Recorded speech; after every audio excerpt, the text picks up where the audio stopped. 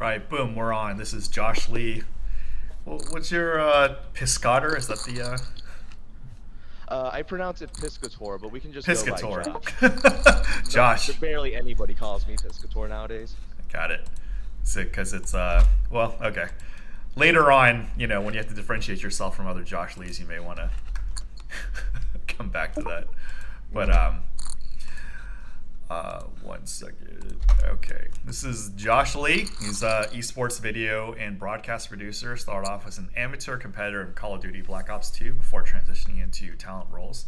He cut his broadcasting chops producing and commentating amateur League of Legends and Overwatch tournaments, and got his first major break hosting Machinima's Inside Esports on Verizon Go 90 and Sirius XM. Let's see, you've transitioned into producer roles and produced some of the most viewed third-party Overwatch content on YouTube, and has since gone into produce esports broadcast titles like Overwatch, Call of Duty, and Fortnite. So a lot of first-person shooter stuff. He's been a recreational poker player since he was 18, while live cash has dominated 11 of those years, and recently grinding low-stakes MTTs to round out his poker knowledge. And also, you played on Live at the Bike in the esports game. That's true. My one appearance on Live at the Bike. Hopefully not your last one. Yeah, hopefully not. That was a super surreal experience because I grew up watching streams like Live at the Bike since I was 18. I'm almost 30 now, so like 12 years ago. So being in that room and playing with like the same dealers I've been seeing on that show for so many years was like kind of surreal for sure. I barely was able to focus on what I was actually doing because I was just kind of like, I hope nobody sees how bad I play. Oh, definitely takes a bit of getting used to. Oops. I guess he had a pair of sevens and didn't want to fold to me. If you guys saw that. I didn't follow that action. It's okay. It's early in the Trying to tournament. replay it. I have history with this guy. I always forget, like, if I have player notes, I should probably tone down the plays. But, it's in our blood. We can't help ourselves. So let's get through your first-person shooter background first. Like, how'd you start off? Sure. I mean, I've been a gamer all my life. I grew up on like Super Nintendo NES games, and then went on to play stuff like I was really into console games for the longest time, and the first time I ever really dabbled in PC games was probably in like 6th or 7th grade, and that was games like Brood War and CS 1.6. Oh, so Those were kind of like, you were very young, yeah. when I was around. I was What young, year? for sure. What year was Brood War out when you started playing? When I started playing a few years after it got like really, really big. I lived in South Korea when Brood War first really hit mainstream, and modern esports as we know it was kind of born there during that time. But my Brood War play didn't really start until probably 2004, 2005. Like only a couple years before StarCraft 2 came out. My friends That's were like playing it, so I would play with them all the time. StarCraft 2 came out a lot later. I think like 2009 or 10. That sounds right. I think it was '09 because it was right when I was graduating high school. Yeah, I mean, as you know, I'm one of the pioneers of StarCraft Brood War, and I even like a lot of my stuff even dates before that, because like a game called Command and Conquer. Of course, yeah. So the very first one, Tiberian Sun, I believe, like I was #1 ranked there on Case's Ladder, and then Warcraft 2, I made top 5 1-on-1, and my team was #1. Then StarCraft was my third game, Magic Gathering was my fourth game. And then at that time, the infrastructure for professional gaming isn't what it was today. So, while I was lucky to be able to more than support myself in that era, that's like not retirement money / not money that lives a lavish life. But I definitely don't regret it. It was fun, gave me a lot of life experiences. You could Google my cred, obviously, so there's always that. It's a big thing, like, especially in this era, like being Googleable is very important, especially with so much bullshit, that goes on with claims. Okay, we are now just at the MTT, and we're going to register for the 500 I just qualified for. 1 second. And then we'll check out to see who's in the chat.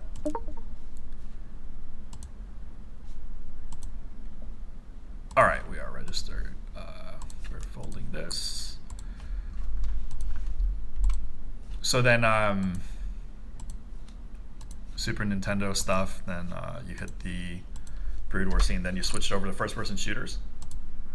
I mean, I was a casual gamer most of my early life for sure. And then when I discovered CS 1.6 in like middle school, I felt like really cool because that was the game that all like the older kids played. Like I would go into like LAN centers, PC bangs, or I guess we just call them internet cafes here, and I'd see a whole bunch of people like playing this game, people shooting each other on this desert map. I'm like, what is this stuff? And then I learned that it was CS. I played like that for a few years, just in like community groups, little clans, stuff like that. Nothing ever competitive. And I kind of really fell in love with online gaming during that era, because before that, like when you're playing Super Nintendo, GameCube, stuff like that, unless you're actually in the room with the people that you're playing with, you know, you plug a controller into the same console, you're not playing against other people. Yeah. But with the advent of the internet and online gaming, my eyes were open to this world of competition and just this connectivity. You could connect with so many different players around the world. I could play against people from Korea from here. Like anytime I'd see like a BattleNet room with a Korean name, I knew not to click on it because I was about to get hosed.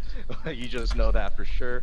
But like learning about the whole world of like online gaming was like an eye-opening thing for me, because like in high school and stuff, I was super into gaming. I was mostly into stuff like theater, extracurriculars, basketball, martial arts. And then once I got into college and I got super busy with school and stuff and work, the only thing I really had time to do, or that I really wanted to make time for when I got home after like full day of work, full day of internship, full day of school, I'd just play Call of Duty nonstop. And eventually you get to a point where you're just beating up on everybody. It's not fun, so you always look for the next thing. Right. And then I found the competitive scene there.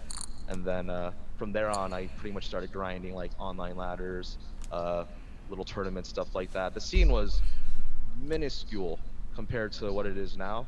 Like the top rated pros back then were making like $500 a month in salary. Whoa. I was nowhere even close to the top in terms of competition. I wasn't even a good amateur, but I just had this dream at the time, and that was the time that I first really fell in love with competitive gaming. But back then it wasn't a career aspiration. Like even if you're crushing it, you're maybe making like 50, 60K a year as a COD pro. Like that's not something you can take home to your parents and be like, hey, I want to do this. But luckily my mom was like super supportive, like the opposite of most Korean moms out there. Just like, as long as you try your best and you're happy, that's all that matters. You just have to give it 100%. Yeah. Beyond that, what can you ask for? 0 to 100. Break it 100, like Yeah. CL says. Yeah.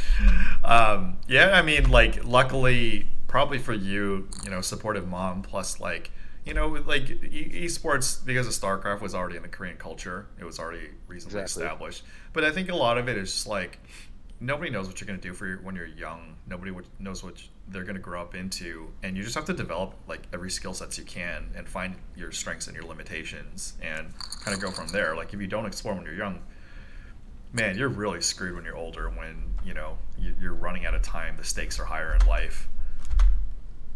I agree. I think a lot of that also has to do with the fact that we're a lot more risk averse as we get older, just as the nature of getting years of experience doing stuff, and just the way our brain rewires itself once we cross that 25-year-old threshold, where our prefrontal cortex finishes developing and we're now fully aware of the consequences of our actions, and we have the strongest impulse control that we've ever had at that point in our life. And beyond that point, I feel like a lot of us, or it's really easy to fall into a pattern of comfort, or just to like find your own lane and just cruise for the rest of it. But I mean, I'm just saying this as like a 29-year-old. I'm not even close to like the end yet, I feel, but I've already felt like myself slowing down in certain aspects. I have like, I'm not just like fearless.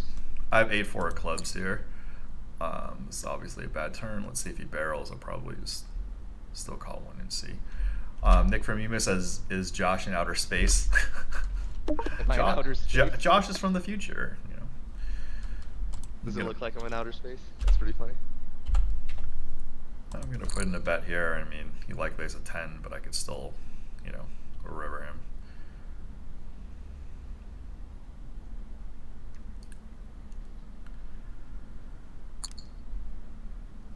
And I'm not gonna blow him off. I'm just gonna check it down and lose the hand. Oh, he had ace 7. He got lucky on the turn. Of course.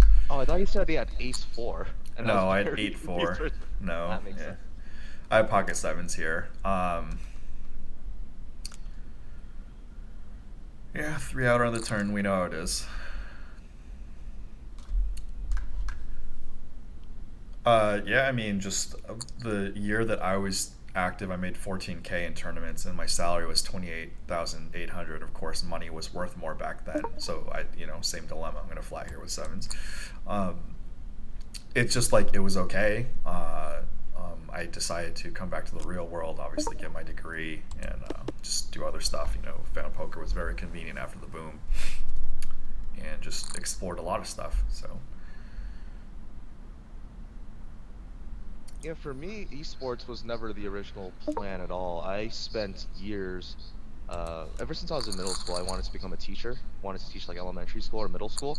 Um, I worked for the Irvine Unified School District for 4 years as like a classroom paraprofessional, like a classroom aide in general ed and special ed classrooms, working with kids anywhere from preschool all the way up to 6th grade. And I was majoring in child and adolescent development at Cal State Fullerton at the time as well. And then while all this was going on, I was grinding tournaments, producing streams on my own, coaching my collegiate League of Legends team. And there was like no real money to be made in the type of work that I was doing. I was trying to become a commentator for these live esports broadcasts. And I remember the first time I got paid to commentate or do any sort of work. I got paid $10 a game for every game of League of Legends that I commentated and produced the broadcast for this collegiate tournament. At the end of like 3 months, I had like $450 sent to me, and I just felt like a baller. At that time, I'm like, oh yeah, this is like 240 bigs at 1-2. But also, I was thinking like, I just got paid to talk about video games. It's just it's a different feeling. I felt the same way. Back in the day, like I was reviewing video games. I reviewed Final Fantasy VIII before it came out, like Pokemon, the Game Boy version, Ice, which is a SquareSoft version of a first person or a fighting game. And yeah, like when you get that paycheck, you're just like, you can't even believe it. Like I got paid to do this, and it's like a different feeling because poker, like you're dealing with larger sums, but you're not really achieving anything. You're not bringing any value, like when to the real world. At least that's the feeling that I get. I thought that too at a lot of times because, like, I guess in this on the theme of just like finding yourself and figuring out what do you want to do in college, like while I was doing all this gaming stuff, I discovered poker right when I graduated high school, like right after I turned 18 at my high school's grad night, like our post-graduation celebration. My high school rented out this Dave and Buster's at the Irvine Spectrum. All the arcade games were free, I know that and place, yeah. yeah, that place it was I've been chock there. full of kids. Yeah. Yeah. That's where I started my poker journey because they had this little casino section set up at the corner of Oh my grad night. god, they And, screwed you. Yeah, That's how they screwed you, yeah. I tried to avoid it at first. I wasn't really a DJ, and I didn't really care about poker. I had a lot of friends who were super into poker because I started high school like a year after Moneymaker won. So Mm. so many of my friends were just walking around with poker books. I had friends who were botting on Poker Stars and stuff back then. That's hilarious. Figuring out the first like wave of like just like grinding out poker on their own, and I didn't discover it until that grad night where I went into the casino section strictly because all the arcade games were full. They gave us all like 1,000 chips or whatever for free, and every 1,000 that you had, you got to exchange for a raffle ticket. And I remember sitting down at the poker table because my friends told me, let's just play poker. And then I had this moment where I realized why poker was different from blackjack, from roulette, from like all the other casino games out there, because I Yeah. realized the win conditions were completely different. Like the Mhm. first time I like bluffed somebody, like I remember I was playing a hand. I don't remember really what the board was, but I was playing against my friend who I knew was super into poker and who overthought everything. I remember being in position. I remember a king hitting the turn after like a raggedy flop, him checking to me, and me thinking, oh, he doesn't like that. He thinks I have it. I remember betting, him saying, you have that king, don't you, Josh? And folding. And And at you that had and moment, I'm you like, showed him the 10 oh high. shit, You showed him the 10 something. high. I remember I didn't show. I was totally bluffing, and I just slid it in. I don't Mm, know, it just felt gangsta at the time, but now I'm realizing it's good for your image. But it was at yeah, that moment that I realized that poker was a sick game. it is. It's very, very sick. What's up, the dude? Everybody, Wayne Chiang tonight. Thank you for coming in. And we're gonna need more wild animals to come in. Hopefully, when I finally made a late night rally yesterday and final table twice. So it's been a drought before then. But Which ones did you final table yesterday? 10K guaranteed and a 1K guaranteed. I bricked the 75 and the 225s. Ah, like I'm like steaming. I haven't been doing well in the 218 buy-in ones, which is obvious. They're obviously the most important ones. But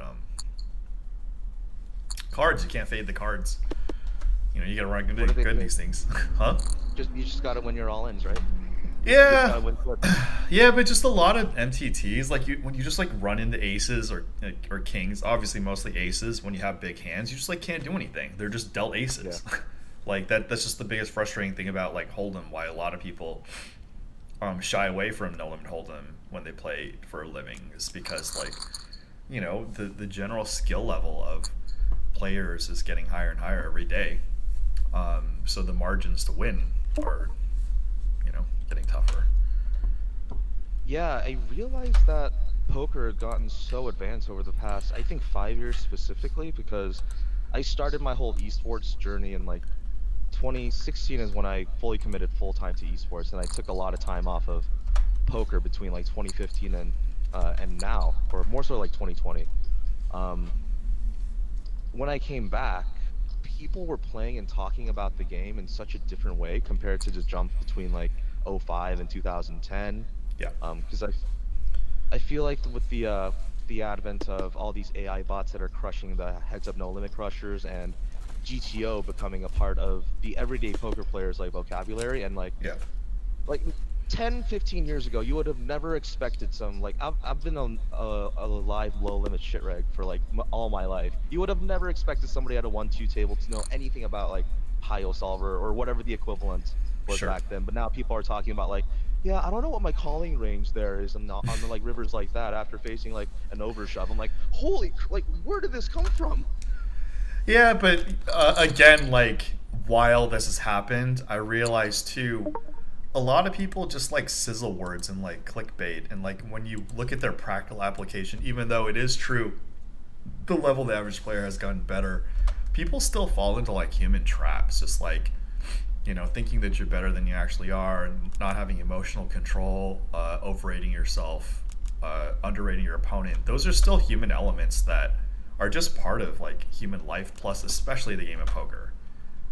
Like everyone definitely still overrates themselves, and they could just like throw around some big words, like in the tech world, buzzwords or whatever, and Mhm. just like it's like, is the general knowledge higher? Yes, but really like it's more of a execution. You have to watch how people execute and kind of see what's actually going on. I think Garrett Adelstein said it as well. He's like, he's not impressed with these like GTO, you know, solver based people, which is, he's got merit to what he says, and he may be changing his narrative, so I don't want to quote him in January 2021, but I do see it. Like, while in No Limit Hold'em especially, I'm not up to the most advanced things, a lot of it's like practical application. So when you see an opponent like super studied, there's still a lot of human exploits that can be done that take time. Like you need to put in your million hands online or 100,000 hands live, and I don't want to play these guys for my life. Don't get me wrong, but like they're just not as godly and perfect as that's it's set out to be. It's just the standard is higher, the bar is higher for sure. There's definitely more knowledgeable. And like you said, when people are in the 10-cent, 20-cent streets talking about GTO, part of it can self-destruct in their face, and other times it's like, yeah, maybe in 5 years they're really gonna know what's going on, and they have better stepping stones than say my generation, especially generations before, were able to do. Yeah, there's definitely Dunning-Kruger still very powerful at effect here, because with the advent of all these new tools and like these buzzwords that you say, it's really easy to overestimate your abilities and to trick yourself into thinking you're way better than you actually are. And I feel like there's a lot of quote unquote educational shortcuts that people are trying to take nowadays, that they call studying, but it's not necessarily like actually like putting time into their poker theory. And like one of these examples is with the advent of poker blogs and content out there, a lot of people will just strictly watch Brad Owen, Andrew Nemi, um, Let's shout out and just Rampage Poker, Johnny Vibes. Let's. yeah, Johnny Vibes, all the poker bloggers, and like I'm not like shitting on any of the play of any of these poker bloggers, but they're only watching these specific hands within the context of their games and trying to apply those lessons or like those lines to whatever stakes or whatever game or context that they're playing. Not thinking about, is this like, even though it's like 5-5-5-5, am I playing 5-5 in like this city? Am I playing in a home game? Yeah. Who am I playing with? What's the rake like? What are the stack sizes like? People are just like, oh man, I see Brad Owen open 5-3 suited under the gun, so I'm just gonna do it too. Like, Yeah. nah, you can't do that. One of the merits to, obviously we all have a limited life experience, but esports is like, especially something like StarCraft or, CSGO, League of Legends, where, okay, well, StarCraft probably the least amount of variance between them, but even CSGO or League of Legends, while there is variance, like, you play 100 games, you play 1,000 games, the variance is going to go away real soon, and you have to face, like, reality of where your skill set is.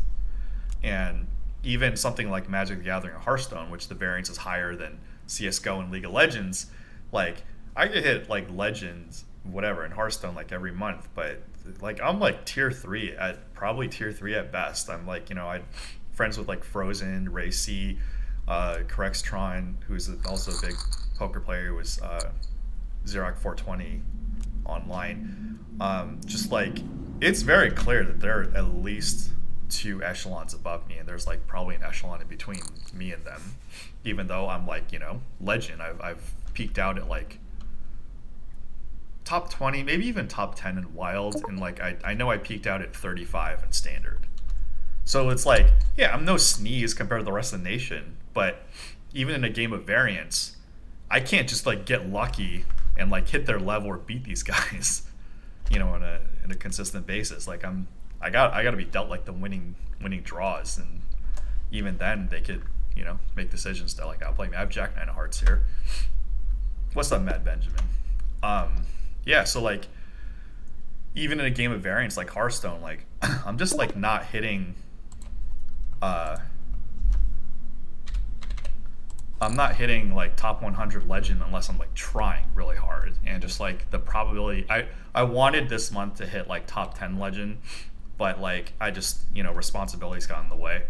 It's always just like emails come in, the texts come in, the phone calls come in. You got to get this done. You got to get this done. I'm like, okay, well I guess I'm not going to be able to pursue it. I got to legend like the second day of the month, and I just like I wanted to do it, but it's just my responsibility is just way too high. Like hopefully if I get like super rich eventually, I'll just like I'll definitely try like Hearthstone or maybe Magic, which doesn't take physical reaction time. But yeah, just like in esports, whether it's card games or 5v5s or one-on-ones, you face pretty damn fast where your level is compared to the nation and the world, and you just can't. There's no Dunning-Kruger there. There's no excuses. That's definitely true, and I think a big part of that is the fact that there is no real like ranked system in poker. You know what I mean? You can have like if everybody were to perfectly track every single hand that they played and all their sessions, and we have that in a central database, then we could objectively tell like we could come up with a ranking system of who's the best, who's the boxer of poker, and who's like the super scrub. You know what I mean? But I think it's because of the fact that in order to know how you're doing at poker, you have to put in that effort yourself. Like there's nothing out there that'll just do it for you. You know what I mean? Like you still have to go out and buy like Poker Tracker and stuff like that. And sites aren't going to make it easy to know like how much you've lost over like how many deposits. Because if you showed the average poker player online like how much they've deposited compared to how much they've withdrawn, like most players are going to be way deep in the red, right? And that's just going to disincentivize players to play even more. So I feel like for the longest time, people have intentionally enshrouded like results specifically to number one, take if you're a good player, take attention off of yourself, and if you're a bad player, or if they don't want to discourage bad players from continually playing. You know what I mean? Compared to a Yeah. video game where the ranks are very public. Very, very public, very definitive. Very little variance, even in the high variance forms of esports like Magic and Hearthstone. It's just impossible to. There's no set criteria of what makes somebody good at poker. I guess one of the couple of measurements is whether you're still in action, which is like if you've been around for like 10 years, 20 years, 30 years, 40 years, and aren't negative, you're doing something right. Who the best of all time is, nobody knows. Like the ability to get in the games, especially in this era, is more important than how your raw skill is. Mm-hmm. A lot of things is like the best player in LA, the best player in Vegas, the best person on Poker Stars, Party Poker, Global Poker. These are almost like separate esports. Like almost who's the best player at Hearthstone, League of Legends, StarCraft, Magic. These are all like separate arenas. They may not even have like overlap. They have some overlapping skill sets and strategy intelligence, but they're playing different games. Like whether they're playing online live in different like places. No, that's very, very true. I think of like like the different game aspect. I think one of the most obvious examples is people from different regions playing differently. Like Yep. if you see the young American at the table compared to like the European with the scarf, like Oh yeah. I'm way more afraid of the scarf. You know what I mean? Absolutely. It's just because they have access to online and they're just like, they're at it. And the other thing is, just like, me and esports and my peers like Dennis Fong, Jay Severson, we grew up in the US. There's a lot of options. So while undisputed, we had talent to be world class. Of course, things are harder. So I don't want to say like if I was born 20 years later, I would still be like number one ranked. But I'm not gonna like fall behind less than like top 100. Like clearly even part timing Hearthstone, I could get to like a high national level. So I don't want to sell myself short, and I don't want to insult and discredit like the generations now. Like Dennis Fong said, if he was born 20 years later, he's like, yeah, it's the same thing. The average has gotten better, but he still think he would dominate. And he's dominated like Doom 2, Quake 1, Quake 2, Clash Royale without, buying products. He's hit like top 100 in the world or nation. I don't know. He showed me the stuff. I'm just like, yeah, I mean, he's got talent. I've got talent. It's undisputed, but we have other opportunities. And there's a lot of social pressures and just like pressure of us against ourselves to like, do stuff. And just like now we were talking about age, you're around 30, I'm around 40. Like, I have a podcast, like a session like this with Jamie Ronheimer. He was a writer for How I Met Your Mother, Will and Grace, and The Ranch. All three of them are successful shows in their own right. Like once you hit like 40, you're just like, okay, well, I've done well in esports. I'm, doing live at the bike now. I'm good. Like if I do nothing else the rest of my life, not that I'm gonna stop being ambitious, but I'm like, I'm good. I don't need to be. And it's so unlikely I'll be number one in the world in anything ever again, let alone number one in the city or the state or the nation. So I'm good. Like you learn to be just like more at peace with yourself, which when you're younger and you're still 30, so you probably still have a little bit of a chip on your shoulder. You want to achieve a little bit more, and you will. And like don't discount that. Like one of the things that I wish I could tell my younger self, whether it's 20 or 30, is like, don't worry, you're gonna achieve some shit. It's gonna come. And then when it comes, you have to choose what you're going to do with your life. Whether you want to get in a relationship, whether you want to stabilize your life, you want to, like you said, you want to educate the public or, young kids. Like if that's more important to you than, winning nationals or something, then you just head in that direction. You just become more at peace with things. Like I say this while at the same time, I'm like often self-loathing that I can't compete at the level I used to be. But I am mostly at peace with myself despite all that. So. That's a skill that you have to learn as a Very. longtime competitor. I think for sure. This is something that I've actually talking to like. I've recently started like therapy for reasons related to like anxiety and stuff. Corona's a rough time. Oh, Something yeah. I'm talking to my doctor about is this idea of like a lot of people from highly competitive backgrounds especially competitive gaming, sports, if you're in very rigorous academic programs, to turn off that competitive switch in your brain isn't just a matter of, all right, I'm okay with not winning everything. It's years and years of just like you said, identifying what your new priorities are, shifting those, and being at peace with what you're able to accomplish, and also taking pride in the stuff that you put in a crazy amount of hours in, and you've accomplished big things in the past. Because like that kind of lifestyle where you have to stay at the very top of something, especially in these hyper competitive fields, it's not sustainable. Yeah, I don't think. it's not. So You yeah. really have to like. There's a lot of luck, circumstantially, like where you grew up, where you came from, social economic background, talent, like how many resources are put in behind you, and just like a lot of that and opportunity. A lot of that factors into whether you get a chance and whether you could stand the test of time. So, yeah, something like Blizzard Entertainment standing the test of time. They're still around. Mike Morhaime, I believe he's no longer Blizzard, the former CEO, one of the co-founders, and he's founded Dreamhaven. So clearly he's done a lot of things right. Clearly Blizzard, the other Blizzard staff, like shout out to Rob Pardo and a bunch of other guys, they've clearly done a lot of good things at Blizzard. So it's time to see what the next chapter is I guess, for the gaming industry and esports, and see whether it was the brand, the collaborative effort at the time, or it was certain talented people. Yeah. I have pocket threes here, looking for that third three. I am just global logged me out because I was too inactive, so I'm just looking through trying to find your table again. Okay. I hope you flop quads though. Good luck. Thank you. I made quads yesterday at a very key moment. That was pretty funny. I was like, honestly, ooh, I'm calling here. I gotta look for that third three. This guy's a very GTO guy. He PFR'd the 2.66 small blind versus big blind. So we did not find that third three.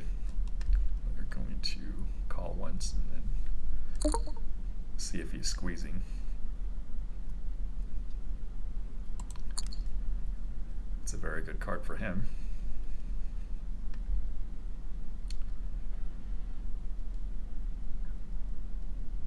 Oh, found you finally.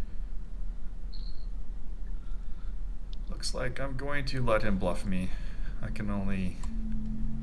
potentially could have called if it was a lower card, but That was button versus big blind, right? button, yeah, big blind squeezed. Nah. And I guess I could have done something, but I'm trying to calm the F down. Like, a lot of my fancy plays are just blowing up on my face in like the last 2 weeks, 3 weeks.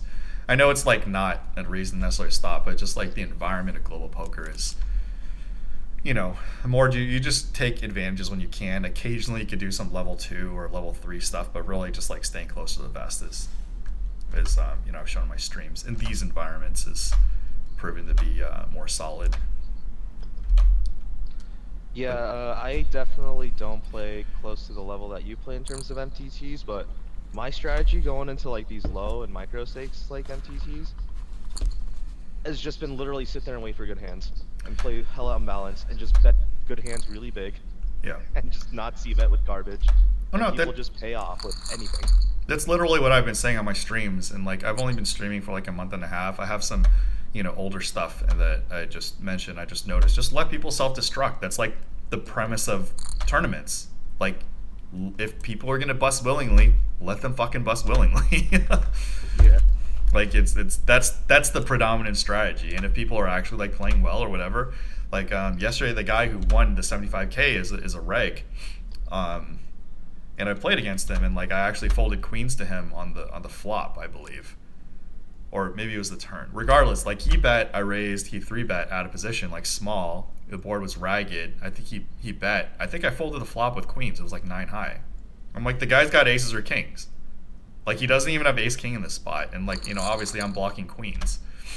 And by the way, like thanks for the compliments for the MTTs, but I'm nowhere near an MTT player. Like, I've been a cash player like most of my life. So, I need to put in like more study, more execution before I even. I mean, here's the thing: if you're a winning cash game player, you're probably not going to play multi-table tournaments that bad. But there's a lot of skill in multi-table tournaments. Like I really underrated, and I'm really like exploring them in my streams. I still make quite a bit of mistakes, but I call myself out and I try to correct them.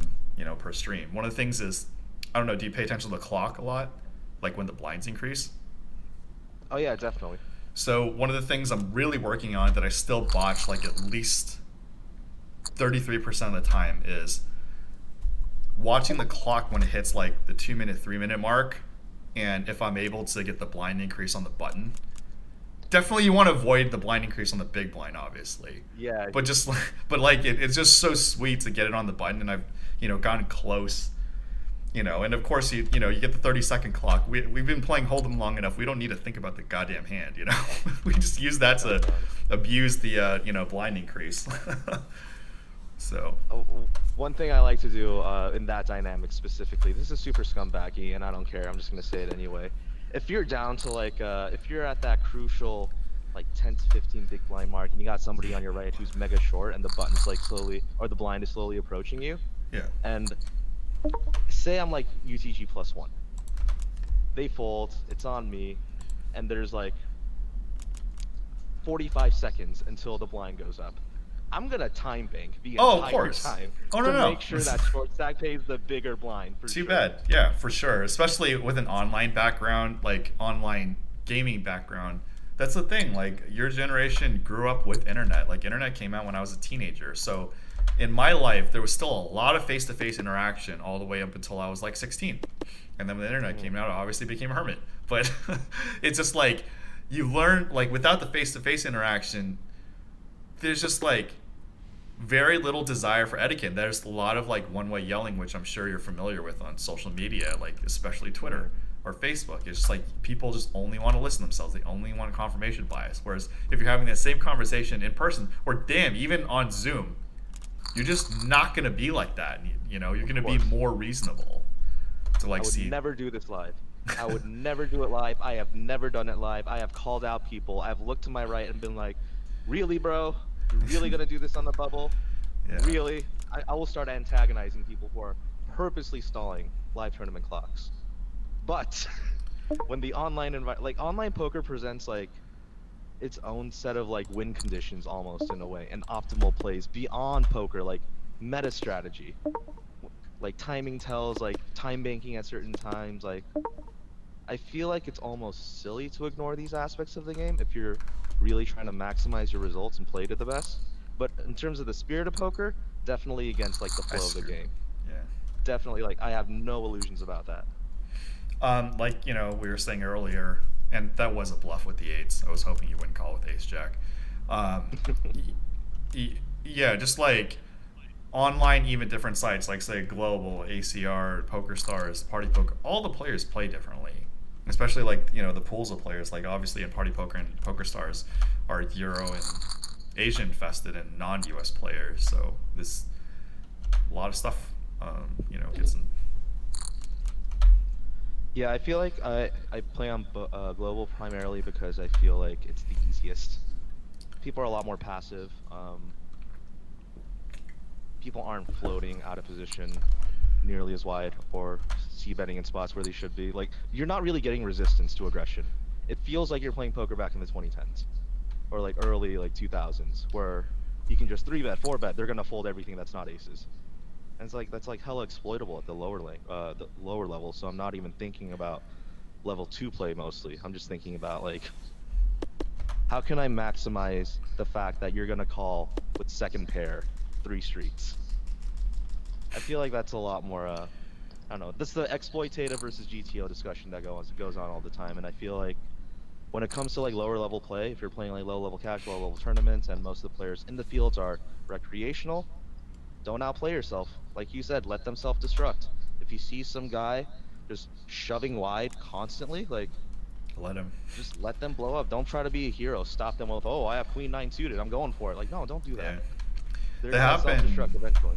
Yeah, shout out to Gators Rock Tim in the chat. That happened yesterday. Like, I had the big stack at the final table, and like I raised, and then people were shipping into me for, I don't know, I think I'm gonna say like 15 to 10 to 20 big blinds, and I'm like, I have the queen jack suited. I don't need to engage here. I have the ace 9. I don't need to engage.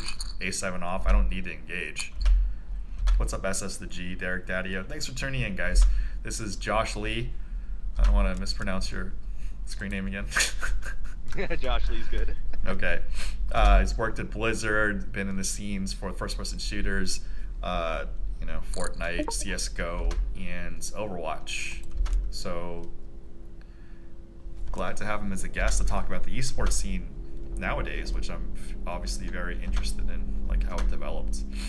And a lot of stuff that we said is just like, even different sites or different environments are almost like different esports games, or different esports in different regions, where everybody's just like adapting to their environment, Their own metagame, right?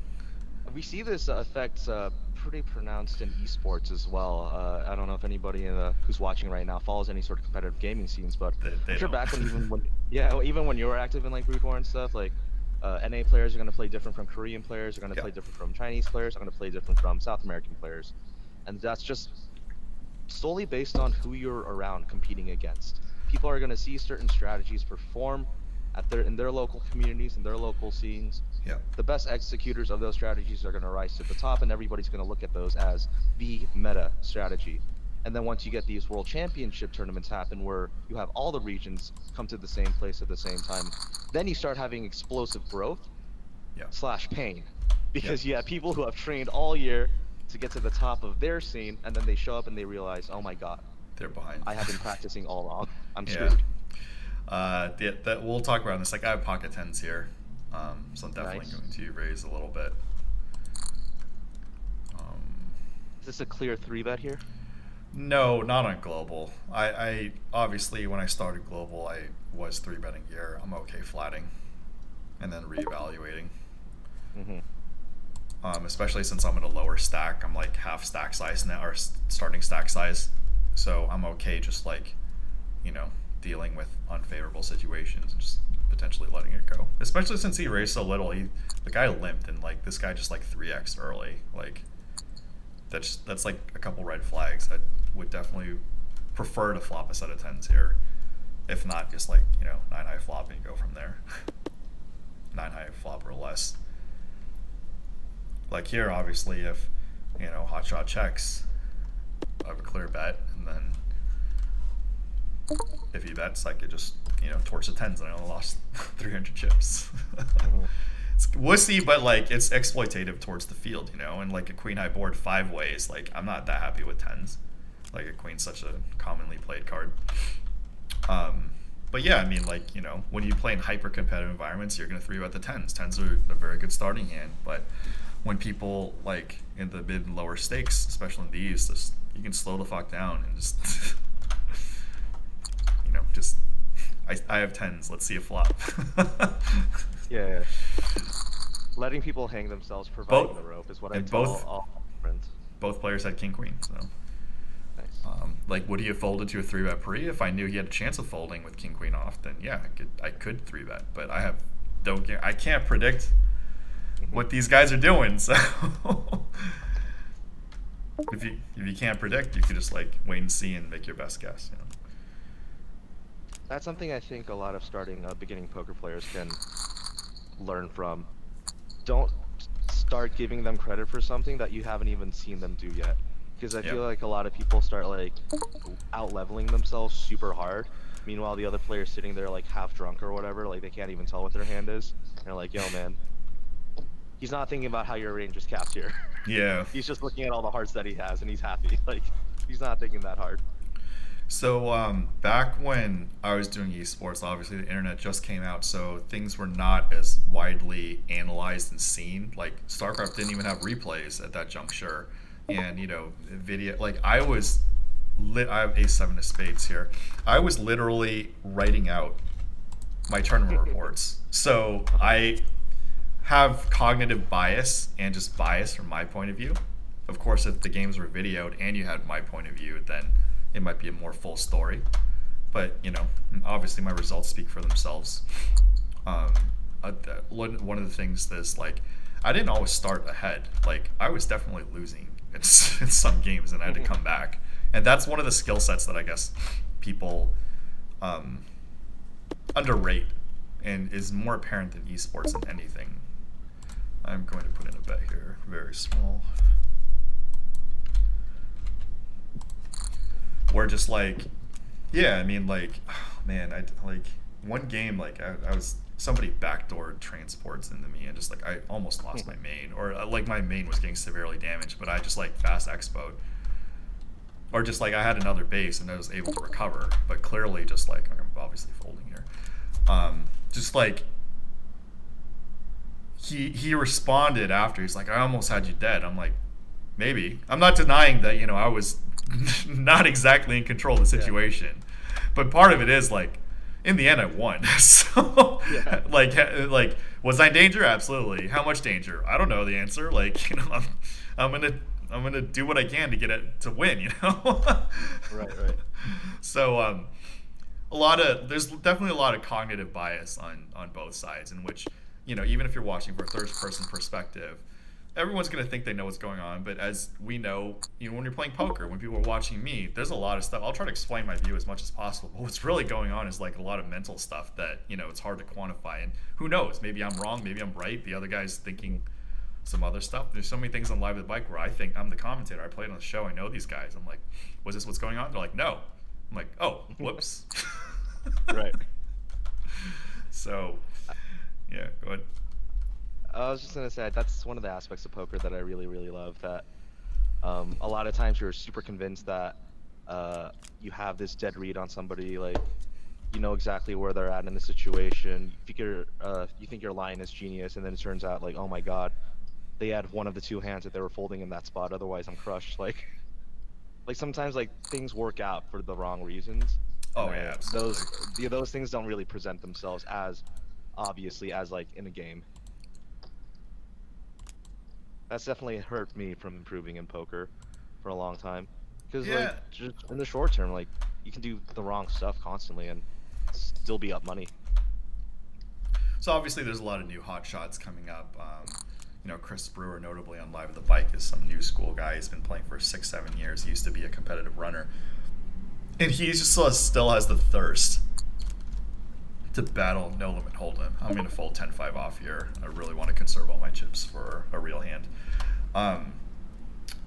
It's just like watching. I played with him when he was just playing 5-5. I played with him on Live with the Bike on the show, and I knew he was like a young up-and-comer.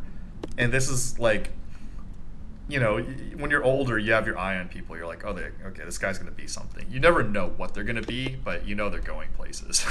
And he's playing like 1,000, 2,000 no limit on GG Poker, It's like, it's just like, am I surprised? Not really. Could I predict it? Not really either. But he was definitely going to be something. And he definitely has proven that.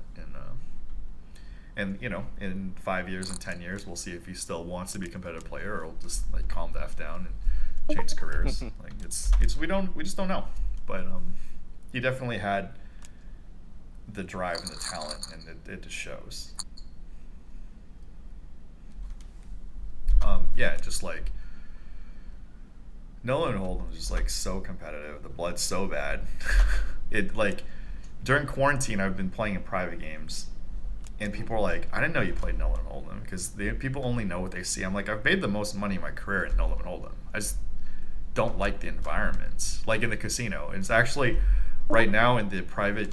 I'm gonna raise that King 6 off.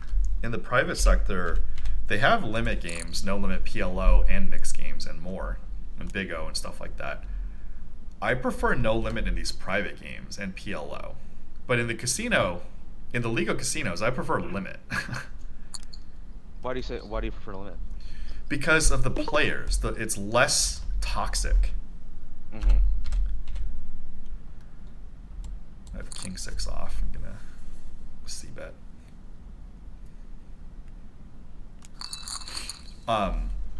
The no limit environments are incredibly toxic, but the thing is, in the in the casino environment, you can't control who plays in these games. But the private games, it's kind of like invite only.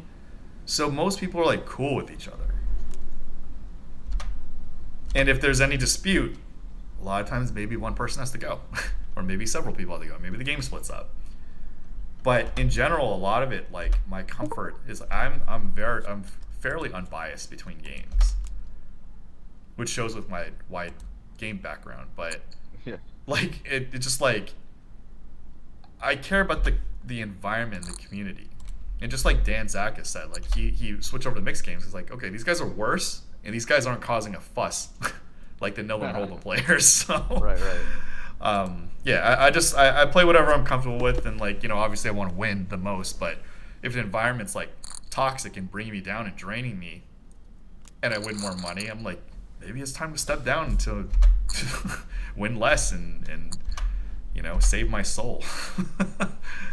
Yeah, like big blinds per 100 isn't the only stat I feel like poker players should look at when it comes to like grinding long hours, because a lot of people like think about this 1,000-hour benchmark, you know what I mean? And they just sit down at the same table at the bike. They just grind out all 1,000 hours, not necessarily thinking about like, do I even enjoy playing here, or do the amenities suit me? And like you were saying, like, does the playing environment actually does it contribute to a positive mind state? Because if you're not in a good mind state as a poker player, like there goes your freaking edge. The home game aspect, I think I echo that sentiment a lot. Most of my poker career growing up, when I was like 18, obviously I couldn't play in most casinos in California, so I looked for a lot of like underground games online, home games, raked home games, stuff like that, or just like some people just advertise their casual micro low stakes home games online, and I would go look for those. And I realized that number one, I was having way more fun than like playing at Morongo, or like later on when I was old enough to go to like the Gardens and Pachanga, stuff like that. Everybody there is hella cranky. Oh But, yeah. like, when you go to a See, home game no, environment, yeah. it's better. Uh, It's better until people start losing like large sums of money. Then but that's normal. Everybody. That's At true. any time, like people are losing large sums of money, they're gonna get really cranky. But luckily, I mean, yeah, when it comes to the losing large sums of money aspect, I didn't play in many big home games, but I know like there were certain games where I went to where I was like missing the fact that at a casino you got cameras everywhere and you Yep. have security Security. everywhere. Because when it comes to like a lot of these home games, especially ones where people aren't running it as strict, like Oh yeah. players aren't being vetted as carefully, people are doing coke in the next room. I hear about those games. It's like when it comes to those games getting robbed, it's more so of a when than a if people are being sloppy. So I Yep. feel like when I was younger, I didn't really appreciate that aspect, the security aspect, until I got a little bit older. I was just like looking No. to look for games where the most degens were at, because people were bad at poker back in like 2009, 2010, and just clean up. But nowadays, now that poker, like I gave up the idea of becoming a pro poker player a long time ago, because like I can't stand the idea of just sitting in a casino 40, 50 hours a week. But I have so much passion when it comes to hosting my own games. Hmm. Like ever since I was a kid, I hosted micro stakes cash games with my friends, and I would introduce all these sort of weird like formats to get people genuinely interested in poker. I'd start doing like 5 cent, 10 cent cash games with like a $20 buy-in. I'd encourage everybody to play deep stack one day, have everybody buy in for like $50 back in college. I introduced like PLO to my friends. Hmm. Well, Badoogie. Hell no, I Why can't not? do Badoogie. Why? Out of all, it's the suits that mess me up. I could Why? never wrap my head around Badoogie. Do you need some I'm help? like, Do you need some minor coaching now? if I had an interest in Badoogie, I'd be like, Wayne, teach me how to make Badoogies and like how to Dude. think about the game. But like, Dude, Badoogie's that's- so good for people. Like, people have a really hard time getting over a mental block. You don't want to play against people who have already gotten over the mental block. But Right. like, there's a lot of psychological factors about Badoogie that prevent people from ever getting competent. Like, do you need a coaching session now? Just fucking ask me some questions. Like, I'm serious. Like, you'll probably love Badoogie in like 15 minutes after you do this. Okay. I haven't gotten my head into mixed games in like 5 or 6 years, but like You need before Badoogie. You need to learn Badoogie and Deuce of Seven before you get into mixed games, because these are the two fundamental games that allow you to play a lot of the mixed games. So you That's so have to true. learn those two, on top of like the hold'em and the flop games and stuff like that. So you better just rip off the fucking Band-Aid. Yeah, my initial interest in mixed games or non-hold'em games was like, I guess like a year or two after I started playing poker. I mostly just played like tournaments, six max, full ring cash online on Stars back in the day, and then I think I caught like the Horse World Series of Poker, like 50K Players Championship broadcast once, and I'm like, what the hell is Omaha High Low? What is Stud 8? And I took like an interest in all the horse games, and then I started playing like small live like home games that ran horse and stuff like that, and learned like the limit games for the first time, learned the stud games for the first time. Yeah. I read a couple of chapters on like deuce to seven, like triple draw, single draw, and then I remember once all the Do you need a Badugi variants primer? started becoming really. I wrote a small primer for Ryan Fee for a Deuce of Seven. If you want that, I can send it to you. Yeah, one day. But I remember realizing that Badugi was gonna be a problem once I. No, it's a very important game. You really like. agree. I'll just give you a primer like on air right now, and people really want to Sure. find this out. So, Badugi, the thing is, completing a Badugi is less odds than a flush draw, because obviously a flush draw, when you're four to flush you, there's 9 flush cards. So for Badugi, you're looking for the last suit. So you can't, you have to avoid the numbers. So say you have ace 2 3 rainbow. The last suit, you can't hit an ace, you can't hit a 2, you can't hit a 3, and so you have to hit 4 through the last card. So it's like an inverse of a flush draw. So when you're playing limit Badugi, every card is like drawing for an inverse of a flush draw, and the odds are really bad. And the thing is, it's not just making a Badugi. Obviously, if I have like an 8 Badugi, you need to beat an 8. So say you have ace 2 3. Now you can only hit 4 5 6 7 to beat me. So you're drawing to a gut shot just to beat my 8. Yeah. I have ace queen here. I'm just gonna call. This guy is competent. I don't want to play out of position to him. My chip stack's low and wait for a better spot. I'm definitely going to bet this. And I may bet flop, bet turn. Or sorry, bet turn, bet river. That's really bad.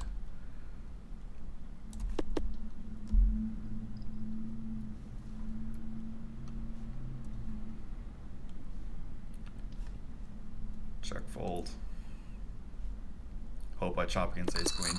Ooh, hope I beat ace jack. Woo! Let's go, boys. Yeah, good news. What's it called?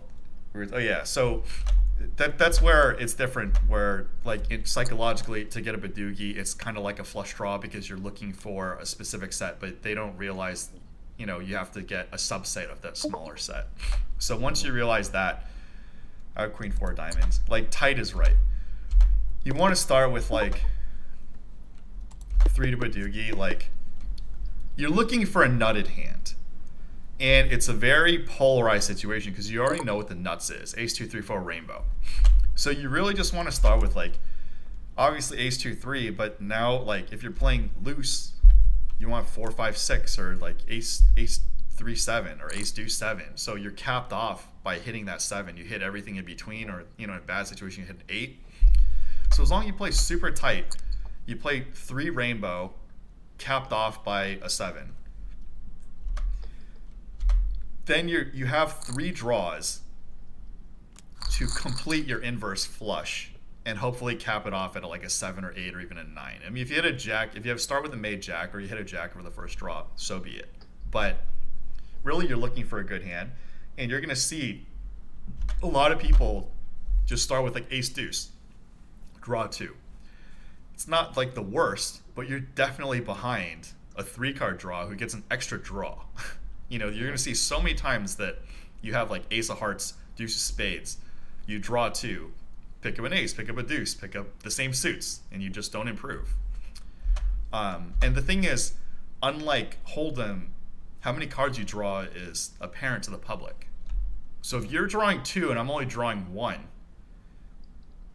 you're under a lot of pressure to improve. And even if you improved a 3-card, like you don't know what I started with. So I could just like bet, make you fold second draw, or like, there's something called snowing in which I pretend I'm a made hand.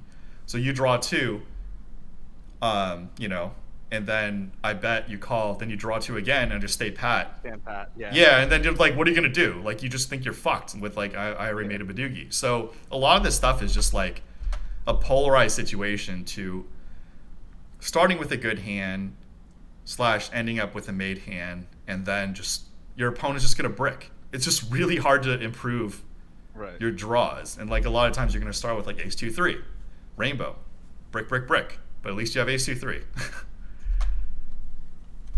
So one of the things that you could do to practice is just deal out hands yourself, and this is what we did, obviously before software and stuff. You deal out hands yourself, you just visually see how often you brick, and then just play like $1 $2 with your friends and just like play super tight and just watch the money come in. It's a lot more stable than Hold'em, I'll tell you that. Because what problem is Hold'em is like you can have ace king, I could have like jack 10, and I could just outflop you all day long and outdraw you.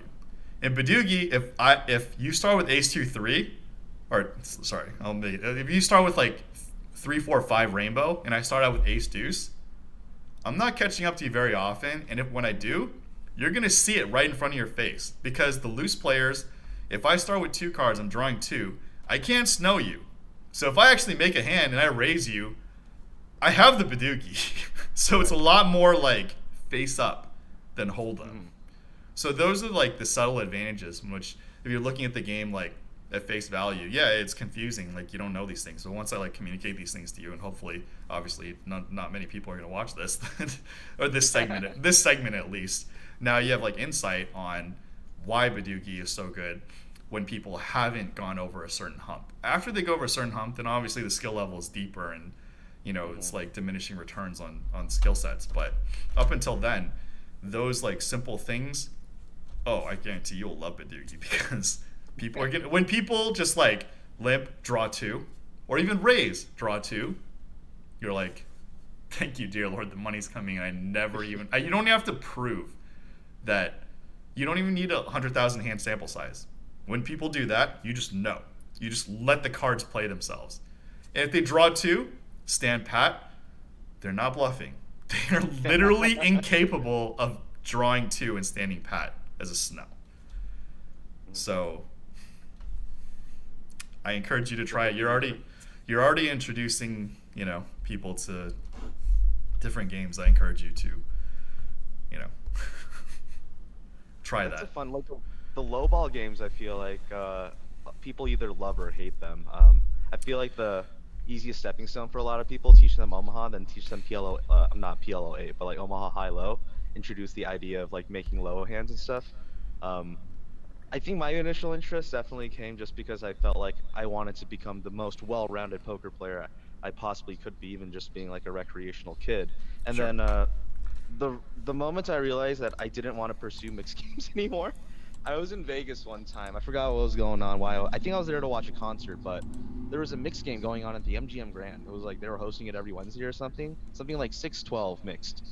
And I was just expecting like an 8-game mix. I'm like, oh yeah, I can play that. I go over, and then I see the placard out, and it says something like Badesi or something like that. I'm like, I have no idea. Dude, what Badesi any of is these so areas awesome. are. I know, but that's the thing, is because you're like looking into an unknown. But Badesi is just a hybrid between Badoogie and Ace to 5 triple draw, which sounds intimidating. But if you know both games, add a little bit more strategy on top. Dude, I freaking love Badoogie and Badesi now. I first played Badesi. I had a really good versatile starting hand. And then I showed Dan Zach, he was sweating me, and he said I made a very minor mistake. And then after I corrected the mistake, I'm like, oh my god, this game's freaking amazing. I don't know what to say. Like, a lot of it's knowledge. It's you're afraid of your lack of knowledge. And then once you have a certain fundamental knowledge, you don't need to be like, oh, you're the greatest ever. You just have the confidence that this basic knowledge base will set you aside from people who just don't know what they're doing. And obviously, even against me, and I'm not like obviously nowhere near like Dan Zach, Sean Snyder, David Baker level, like I don't have to play against them. Like, I'll just play against people worse than me, you know? I think the idea of playing against people worse than you is a poker concept that a lot of people don't necessarily take too seriously. This idea of game selection. It's a little bit off topic, but I was kind of thinking about earlier when you were talking about the dynamic between playing in like casinos versus home games and how the dynamic has shifted a lot to private games nowadays. I see a lot of like buzz online, like the high stakes gossip and like people discussing that stuff about how the game is ruined because all these private games, all these whales are locked away. There's no access, and I'm like, what You, poker player worth their salt hasn't been networking all this time? Like, also, that's just like one aspect of the game that's a little bit harder to access. But I always was surprised when people put zero effort into finding good games and making sure they got into good games, versus just like sitting at their computer running solvers all the time for situations that they're not even going to be able to fully like this identify or figure out in the moment. us being Asian, we can identify with this, which is like I have pocket fours here. Um, just like that's the same thing as like academics versus going out in the real world. Like most of the rich people in the world got rich because part of their skill sets was being social and networking and finding a team Exactly. to work with. Like if you may be the smartest person, I don't want to say smartest person in the world because then you'd realize this stuff, but incredibly intelligent, top 1% out of 7 billion people, which, is pretty high, but you're not elite. Like you just sit here, your raw intelligence could be like greater than mine. But the fact is that you didn't apply it to give the world value, you may never have the achievements that I have. Because you're just sitting there like talking about yourself all day in front of the computer. So Yeah, poker can be it's almost self-perpetuating in a lot of ways, because like a lot of people are just competing against themselves most of the time, yeah. even though you can objectively say like, oh, I've won more than you, like my Hendon mom looks better than you, but ultimately it's like it's a lonely game and it's a zero-sum game, right? So this idea of contributing, I think, drives a lot of people away from doing poker full time, just because you realize it's a lonely time. You're just stuck in your head most of the time, thinking about whether or not your line was correct, and when that's the most meaningful thought in your mind for weeks on end, it's like there's nothing new to look forward to. It's not like they patch poker. Yeah. I mean, one of the deficiencies that I had back then when I was a more competitive player is like I jam my head into competitive high stakes games and it's a very miserable life. Like I have, different um, troubles now. Like a lot of it's me against myself, but it's just like I quit that life. Like what's there for me to complain? I don't deserve to be in that echelon. Is it still part of my income? Yeah. But like, I'm a different person. I give lucky chips now. I used to like be really stingy with that stuff and just like it's a different life. You just like you get to a certain age and your priorities change and your quality of life in that environment is just like not good. Like one of the problems that people don't realize yet is if you're purely playing poker for a living, you're not building anything.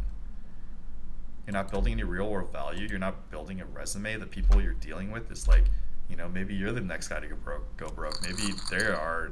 Maybe you guys both survive, but there's only a finite amount of resources, and Hmm. at some juncture, push is going to come to shove, and like, the resources are going to run out unless people bring in resources in the environment. That's the thing that is underrated about private games, because as long as people are playing, as long as poker's in the media, poker still has a chance to stay alive and grow.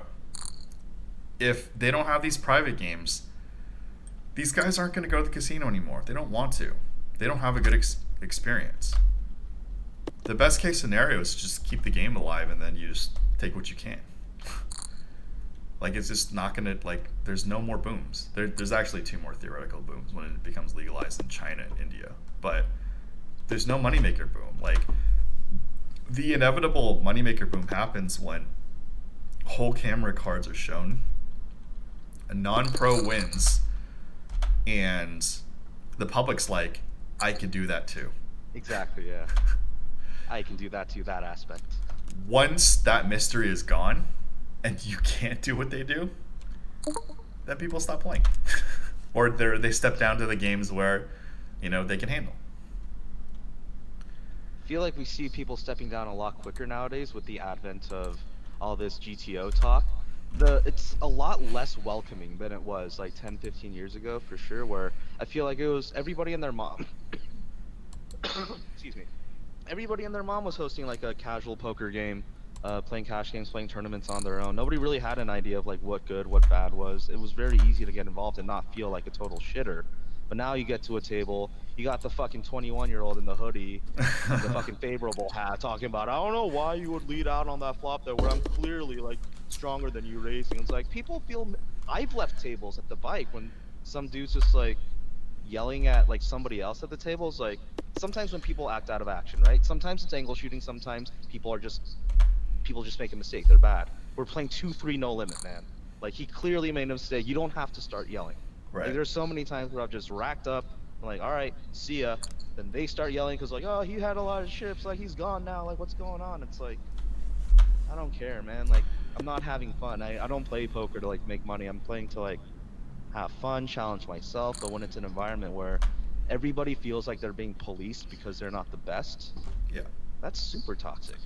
It's rough because of the internet era. We feel incredible pressure because we see what good is. Like back when things were just local before the internet era, you only see like the people around you. So there's a lot of like big fish, small pond kind of things. Mm. Then when, and there's a lot of fake stuff out there. Like shout out to like Instagram and YouTube. Like it's like people portray what they want you to see, and then people get deluded and see that's reality or that's like bigger than it actually is.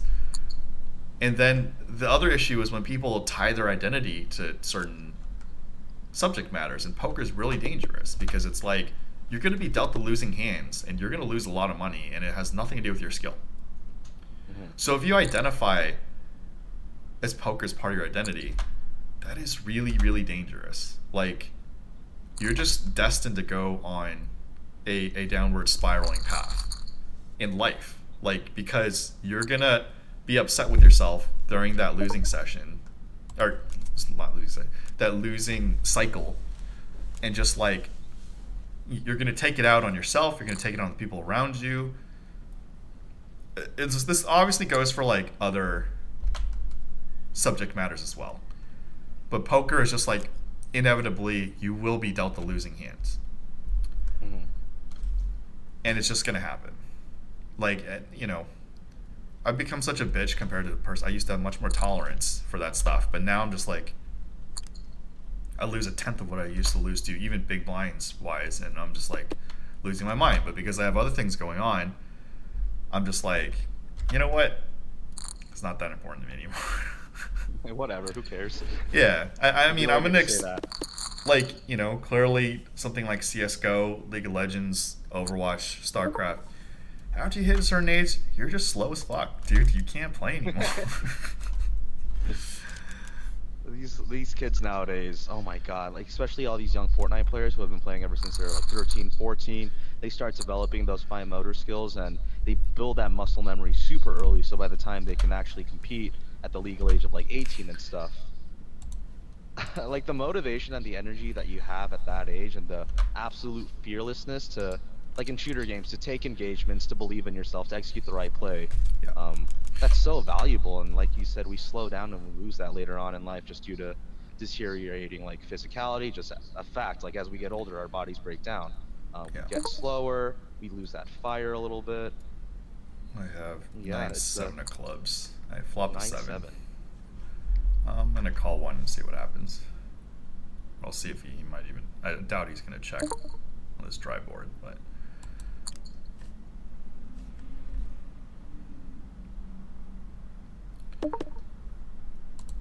It's green light.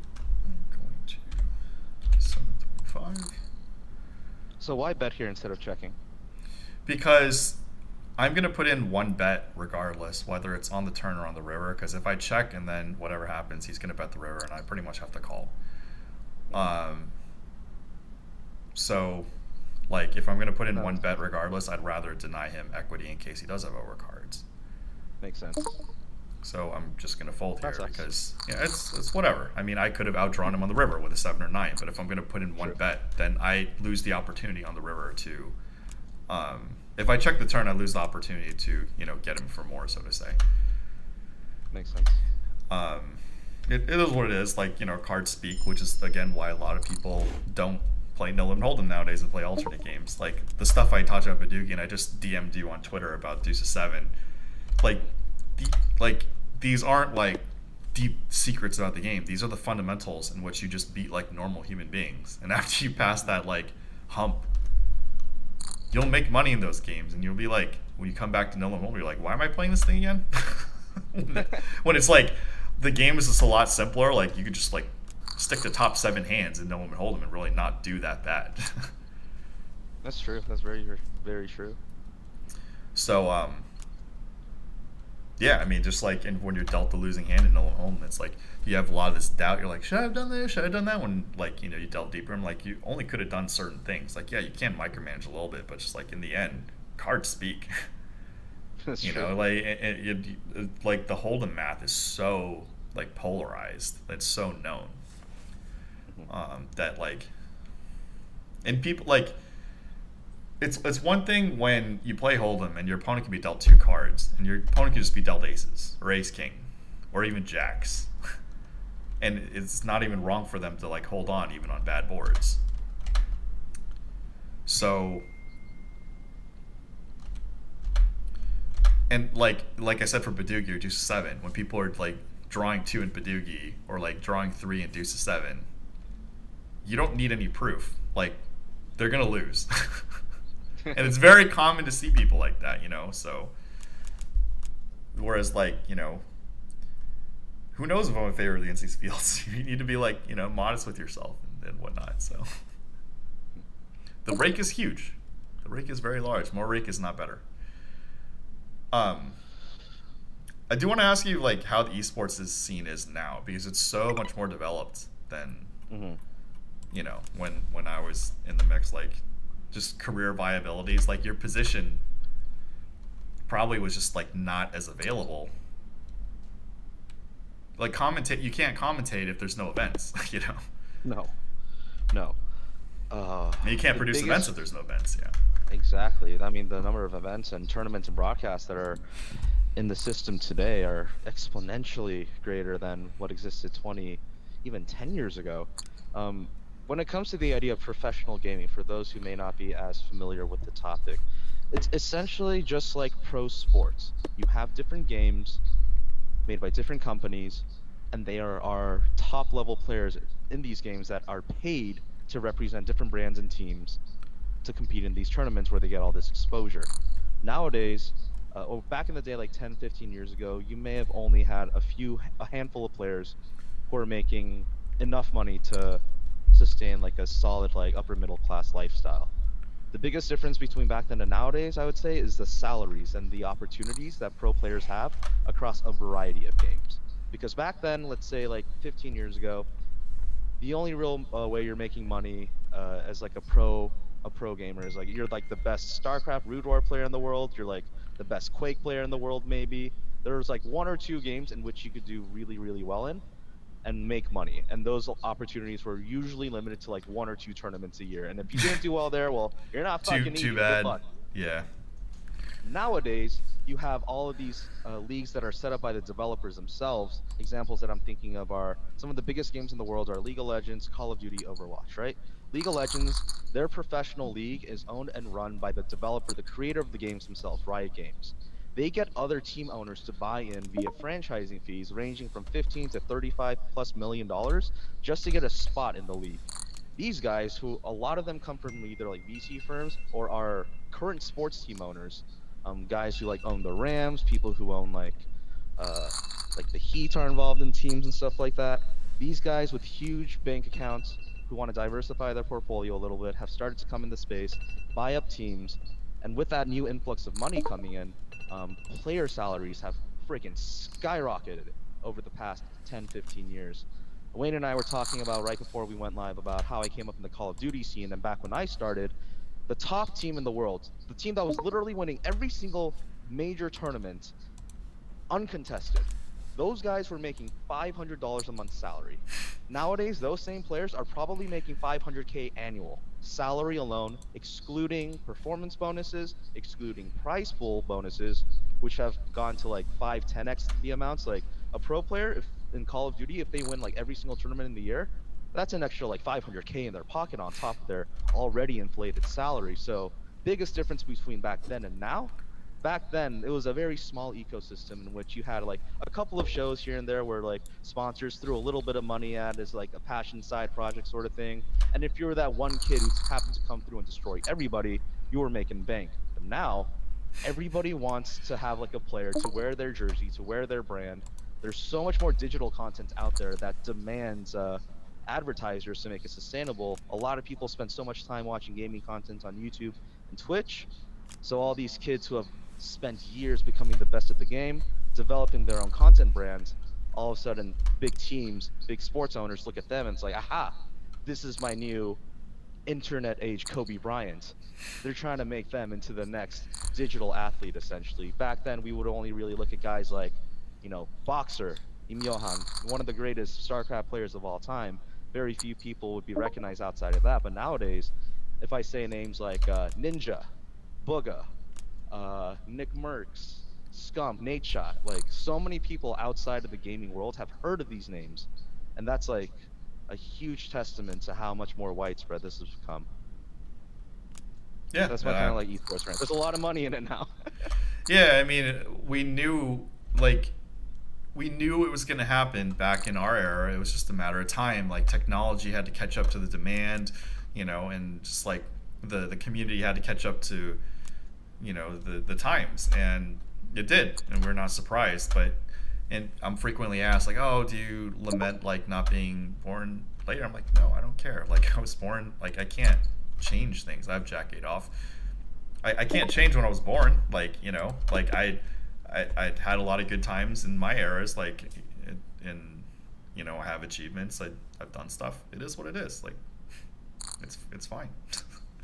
Like I definitely had a lot of fun in my heyday, and then you just at some point you have to become an adult, and it's not about you anymore. It's about different like time. yeah. Hey, you're a different Wayne back then. You're a different Wayne now, and a lot of people say they look at all these kids making millions of dollars streaming on Twitch or playing tournaments. They're like, oh, if only I played video games No, 5-6 years ago. No. Nah. Good for them. They earned it.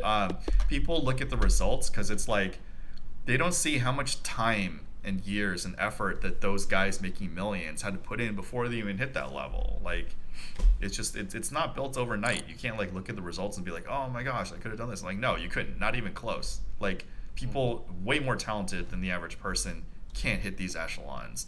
But they could be doing fine. They could have jobs. They could have other gigs going on. They just haven't hit that echelon. Or there's a lot of luck. Like if Twitch or Mixer or YouTube don't exist, these platforms don't exist for these other guys to like make money. Or if Riot didn't kill it, or if CLG or Cloud9 or TSM, if they didn't have these businesses, if like one of the things that people are talking about is sports are not privately owned, but League of Legends or Overwatch or Hearthstone, they're privately owned, so those guys can license the team or license out to the teams. Like you get a pass. Where basketball, football, baseball, nobody owns those games, so the organizations, the structure is different on how to make money. It's the aspect of ownership that makes me the most worried about esports. The idea that these companies own their IPs, they own their games. Yeah. Like you said, nobody owns football, nobody owns basketball, nobody can tell like some amateur broadcast, hey, They can't do this. air this basketball tournament because we own basketball. That doesn't exist, right? Yeah. But when it comes to League of Legends, Overwatch, all the big games out there that you've probably heard about, if you're an amateur or if you're a third party like a producer you want to say, oh, I want to throw a Fortnite tournament, you can't just do that because that's their product technically. Yeah. So the fact that these developers have such immense control over the presentation of their games is I one have of the Queens here, aspects of by the way. industry. I have Queens. Also, I can't get into Watch Your Journey because it's been That's okay, way don't worry too about it. deep. I got That's locked okay. out, but good luck with the Queens. All right. But yeah, I'm just trying to follow on stream a few minutes late. It's but okay. Don't worry about it. all good. This conversation is more important to me. It's just more the the option of you No, being I was silent. enjoying sweating, but global just kicks you out if you're not active. I was thinking about opening a cash game table just to stay active, but then I It's okay. didn't want to take away from the conversation. Unfortunately, No, Wait, it's I can. far I more can get back interesting. in. Just kidding. Okay, I have King I didn't 5 scroll sitting down far here. enough. I might get priced in here. Yeah, I'm getting. Okay, well, I could definitely But let go of this. The button probably has a big hand, so most people just like kind of play straight. But no, it's just like yeah, like baseball is owned by the ML or whatever. The private section of baseball is owned by the MLB, but they can't stop like a little league from coming out or just to play baseball and broadcast it on your iPhone or something like that. Whereas like League of Legends or Fortnite or Overwatch or StarCraft, like the company owns the intellectual property in the games, and they control whether you can broadcast these and I events. think I think that really puts a stranglehold on like the development of content and the spread of the game in a lot of cases because not every presentation like not, there isn't a single presentation that works for every single person in the audience, right? Like Yeah, people that got into poker didn't all get into poker because they watched 2003 World Series of Poker main event. They weren't all necessarily strictly moneymaker kids. A lot of them came along because like maybe they were inspired by somebody who's like a moneymaker kid. Maybe they saw Rounders back in the 90s and saw that media and was inspired by that. There's less opportunities to have varied media and outlets for people to get engaged with the content and the game and the scene if the developer is so strict about the way that they control it, because then you have so much more limited like penetration into the wider world if you're just saying like, oh, Fortnite shows have to look like this, Overwatch shows have to look like this. And I feel like there's definitely a lot of that coming from the developer side, this disconnect between the community and like what these big rich suits at the very top wants. I love poker because nobody owns poker. We have new variations of poker come up all the time, new presentations come up, or like back in the day, I feel like 15 years ago, you'd go on TV, you'd see two main types of poker content. You saw a cash game or you saw a tournament. And now we have so many more like stream specific like there are certain live streams that people do where they interact with the chat and stuff. Uh, we have creations of like variants like short deck, which would not be possible in like a lot of gaming scenes where we have the top players like just coming together having short deck tournaments and stuff like that. Obviously there's probably like gaming regulations that go around certain things like this, but when it comes to the ability to just put stuff up, put stuff on your own, scenes where games aren't owned by a single entity, you have so much more growth for that. And that's what makes me convinced that video games, certain titles won't last forever. They have a yeah. shelf life. But games like chess, poker, Go, backgammon, all of those type of games, they'll last forever. I've said that like the classic games like chess, poker, specifically Go as well, but Go is less in the spotlight than chess and poker. Um, are going to last as long as the human race exists. The best case scenario for esports is that the intellectual property survives. So like the brand Super Mario Brothers, when the Nintendo Entertainment System was released in 1985, it skyrocketed the brand Mario, in which Mario already existed in Donkey Kong, but just like Super Mario Bros. 1, 2, 3, Super Mario World, and just Mario's still a thing, like it's the brand, or like Zelda, in this era, what Riot Games I'm sure is trying to do is have the League of Legends intellectual property just stand the test of time. So whatever format is the hottest game or the most profitable format or version, they'll just monetize Caitlyn, Ash, Warwick, or Annie, and whoever the hell, the people have an emotional attachment to these characters, and they could just like they've already done their due diligence to establish the character brand in League of Legends, and then they could obviously change it to like TFT or other formats, and then people are already Yeah, like, oh, I remember this character. Then exactly.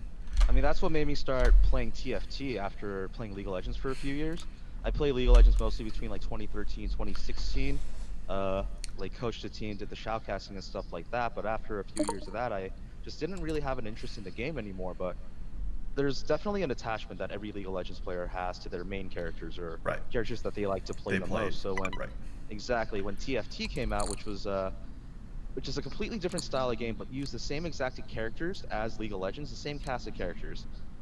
It helped me get engaged within the franchise again, just because Queen High lost to there. Jack Oh 10. no, I'm out. It's okay. So waiting for the That next one. sucks. Whatever. I mean, I had a bad Well, start anyway. I was holding on. I was lucky to get my chips in good. But go on, go on. This is like this. It happens all the time. I'm gonna open a cash game. So are you not in any other tournaments? I am, but or in 30 minutes. That's when the next one is. Gotcha. Don't worry about it. Like just keep talking. This I'm is an so important sorry. topic. I totally spaced on what I was talking about. Oh, it's just the like, who is your main in League of Legends? Oh yeah. The idea that we're getting connected to our main and League of Legends, they're doing a great job of building up their game as like a lifestyle brand, so that people can engage in more ways than just playing League of Legends. And I think Fortnite has taken that concept and blown it up to like the next level.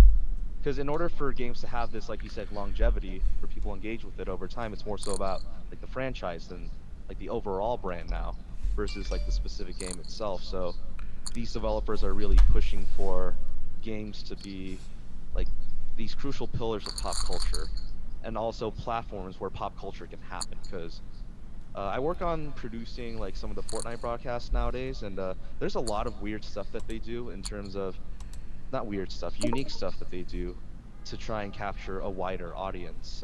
They're going to have their competitive broadcasts that are tailored more so for the sweaty try-hard players that are only interested in the highest level of play.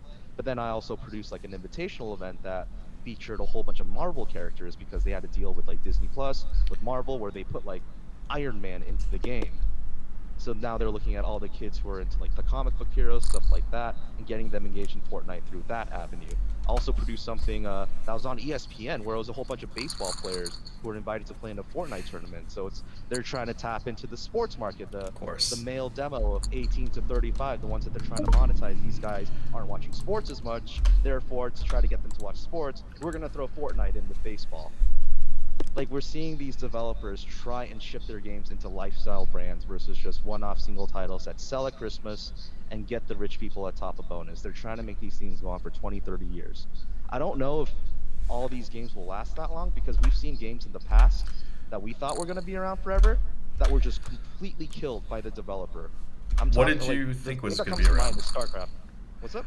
Oh, okay. The StarCraft. I mean, that's the thing. It's about the brand. So, like, Blizzard owns the StarCraft brand. They could still like revive the brand. Like, StarCraft has too much history to, you know, like, if they want to revive it, they can't. I mean, if Command and Conquer is still alive, StarCraft's definitely still alive. Like the brand. It could But be in a terms of lull. It could be a lull. It could be like, just like potentially never comes back. But you'll see from other industries, they'll take like even C-list brands, which obviously StarCraft in esports history is not a C-level brand, and they'll try to like revive it because there's something there. I feel like we see a lot of that with StarCraft, specifically in the Korean market, because there's still like Brood War leagues that go on and stuff, and new players coming onto the scene. It's not just Koreans taking over the world. These young European kids are coming in and stomping old pros at 18. But when it comes to, I guess, being at the forefront of the industry and being one of the big guns, you need so much developer support behind that, and you need money being poured Yeah. in. And for the developer to actually put on these competitions and shows to showcase the best players in the world and show these stories off. But right now we're in a state in the industry where Blizzard has effectively abandoned StarCraft. They don't even handle the main broadcast anymore. Over the past 10 years, they've changed the way that people can compete in these regional tournaments. That has essentially like uh, made sure that the best players can't necessarily all compete at the same time. They did this thing in StarCraft 2 where they essentially like region locked every single tournament, to where NA players can only really compete in NA events, Korea players can only really compete in NA or in I have Korea. massive opinions on this matter. The Yeah, problem with StarCraft is whoever's better is just way too obvious, way too fast. So something like tennis is like you see the same people, over and over, in which like something like Overwatch or especially League of Legends, yeah, you know who the best players are, but SKT1 hasn't been like, hasn't shown the incredible dominance that in a one-on-one game, like say, Jaedong Flash or whoever, Boxer in his time. It's just too obvious. And competition, like any sort of competition, needs challengers. So they have to lock people out to different regions, because obviously South Korea was so dominant nobody can be let in. It's going to be all South Korea anyway. So they need to let regions build up their own fan base and so on. And I feel like League of Legends and Counter Strike really overtook StarCraft because in team games, if you win, you could always credit yourself. If you lose, you could always blame your teammates. And then there's always going to be variance. Like you don't know whether whether your team's arguing. You don't know whether your opponent's are arguing. A lot of your wins and losses have to do with the cohesiveness of your opponent and not necessarily, what's going on at home. I mean, obviously, if your team's arguing, you're mostly screwed. But if your team is, like, whatever, your team's okay, performing okay, and then you like beat the team, were your opponents all arguing, or were your opponents just like bad? Or if you lose, were your opponents like just super cohesive, or Mm-hmm. like that's just like huge. Like they need that variance, which is, even though like obviously tennis has less brutality than say like football, or less contact than basketball. So there's always an interesting dynamic when people are in close proximity. But really, it's just like when you see the same names over and over, like Federer, Nadal, blah blah. It's like, yeah, it's exciting to watch them perform, but it also makes the environment very static. So, Yeah, environments or scenes where one player is just, or one team is just stomping everything, definitely makes the end product a lot less entertaining for sure. Because everybody loves the underdog story. People root for the underdog, love to see an upset because we love to see giants fall, yeah, and we love to see, new heroes rise. Well, yeah, very difficult to do in StarCraft for a long time, especially considering all the outside regions couldn't compete with the best in Korea. They're yeah, just in their own hyperbolic time chamber, getting better and better on their own. And meanwhile, like tier two Korean players aren't necessarily getting to compete in other opportunities just because they're locked in with the best of the best. And in addition to some other game changes that happened to StarCraft that essentially just extended game lengths to a point where they're all played out the same way with the same type of units and strategies, and they all went like 40, 50 minutes plus, and it was the same slog over and over again. Ultimately, at the end of the day, a show has to be fun to watch, and it was kind of the perfect combination of like lack of new people coming up, lack of meaningful competition, and boring ass game meta, lack of support from the dev, and all of a sudden the greatest esport of all time, the mother of everything of this new era that makes my job possible, got shot in the fucking head. Who would ever thought that in the prime era, the golden era of esports that we're in today, in terms of the money and the exposure that we have, that StarCraft would be dead? Like, it's not dead in terms of nobody's playing it, but in terms of like the big money and what you can really do, it's like that compared to what it used to be. yeah. I mean, it's harder to monetize, obviously because League of Legends, when they introduce new champions, people can buy them. And StarCraft is kind of like, well, people can't put in more money into this game format, so the developers need to make money. Yeah. um, there's a lot of just practical stuff, but like I think there's StarCraft units in what's the Blizzard MOBA again? Heroes of the Storm. They Heroes also of killed that Storm. one. Oh, did they? Okay, never mind. I'm just gonna They retract what I was about to say. they stopped supporting it. They killed the scene. They either fired all their devs or put them all on different teams and stuff. But Blizzard abandoned Heroes of the Storm. So we're gonna find out if Blizzard, as a company, is going to sustain, or is it the people who built Blizzard who are gonna, sustain? Like we've seen this with Apple. Like Steve Jobs founded Apple, he got ousted from Apple, he came back and made Apple stronger than ever. Tim Cook, good friend of Steve Jobs, even though he's put the market share to about 2 trillion. Like let's be straight. Like Apple is Steve Jobs' vision and company. So we'll see in the next like 10, 20 years if Mike Morhaime and all the other OG game developers, or even like John Carmack, who's at Facebook now, who created Quake and Doom 2, like are they going to usher in new stuff, or are they gonna be just content with what they did? I would put my money on the OGs for sure, because I can only speak on my personal experience at Blizzard. But just based on my understanding of the company's like history both internally and as the community viewed them from the outside. What made Blizzard special is the fact that everybody there genuinely cared about the games, and games were their number one priority. Quality on release date was like their big thing. They were not afraid to like delay stuff back in the day. Like if a Blizzard title was coming out, it was a worldwide event, and everything that they put out was fire for so long. If you think back to the old days of the groundbreaking games of like World of Warcraft. Diablo, StarCraft, WoW when it first came out, WoW where it is now, like all that innovation and all that passion I think was provided by Morheim, the original gang. But now we're at a state where at Blizzard, a lot of those original developers have left. A new leadership has come in ever since Blizzard was acquired by Activision. I think the general consensus was that the place felt a lot more corporate, and money, the bottom line, became a lot more apparent. Yep. Every company is out there to make money. Like they legally have to make the most money they can for their shareholders. But sometimes it becomes a like way more obvious that that's the end goal. Like people were, I'm just talking about stuff that was already publicly reported.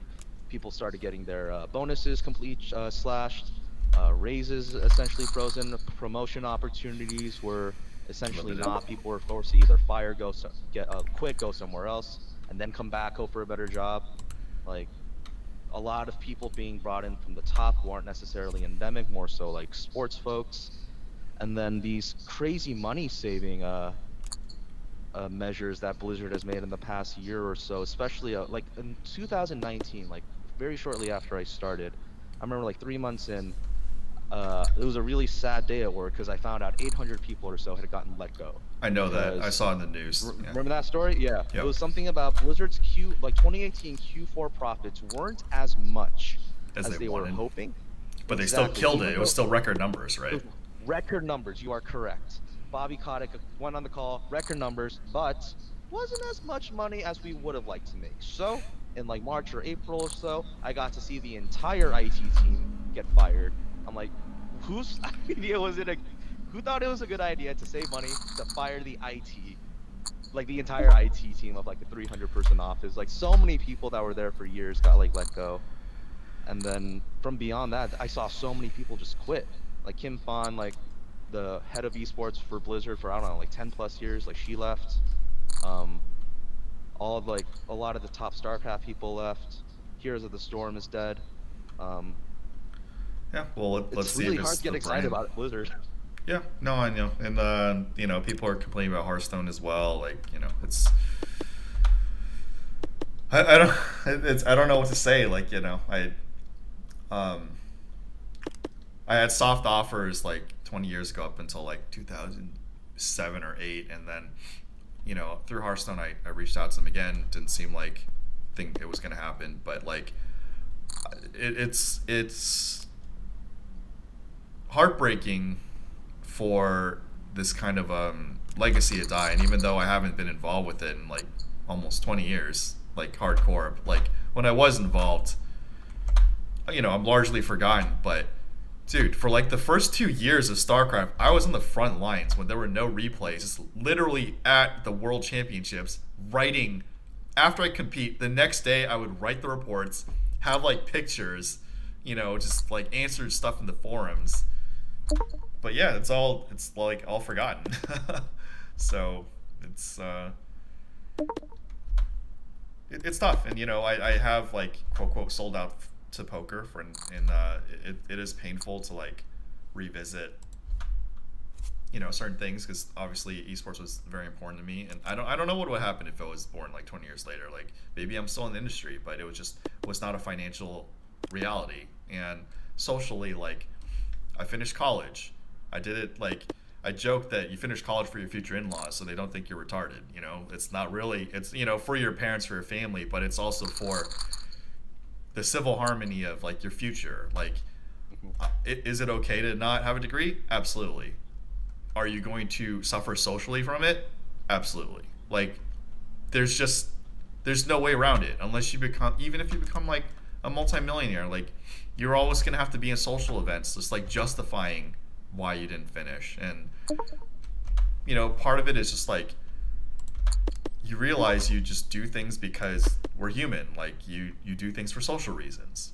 Like why are we polite to people in public? Hmm. It's plus EV to be rude, or if somebody's not Yeah. valuable to you, you just don't deal with them or you antagonize them. But we don't do that. Hmm. Or yeah, at least I don't think you do either. But just like you just don't do things because we're human. We're here. Hmm. In the end, we're supposed to be in this together.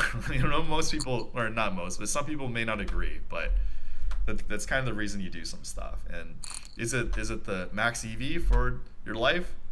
Maybe not. Maybe for the long term, or maybe there's stuff that hasn't necessarily happened, or but we just don't know. We just do what we can and like kind of be at peace with it. Because one of the things, even your generation, even worse than mine, is the world expects you to be everything or just so much more.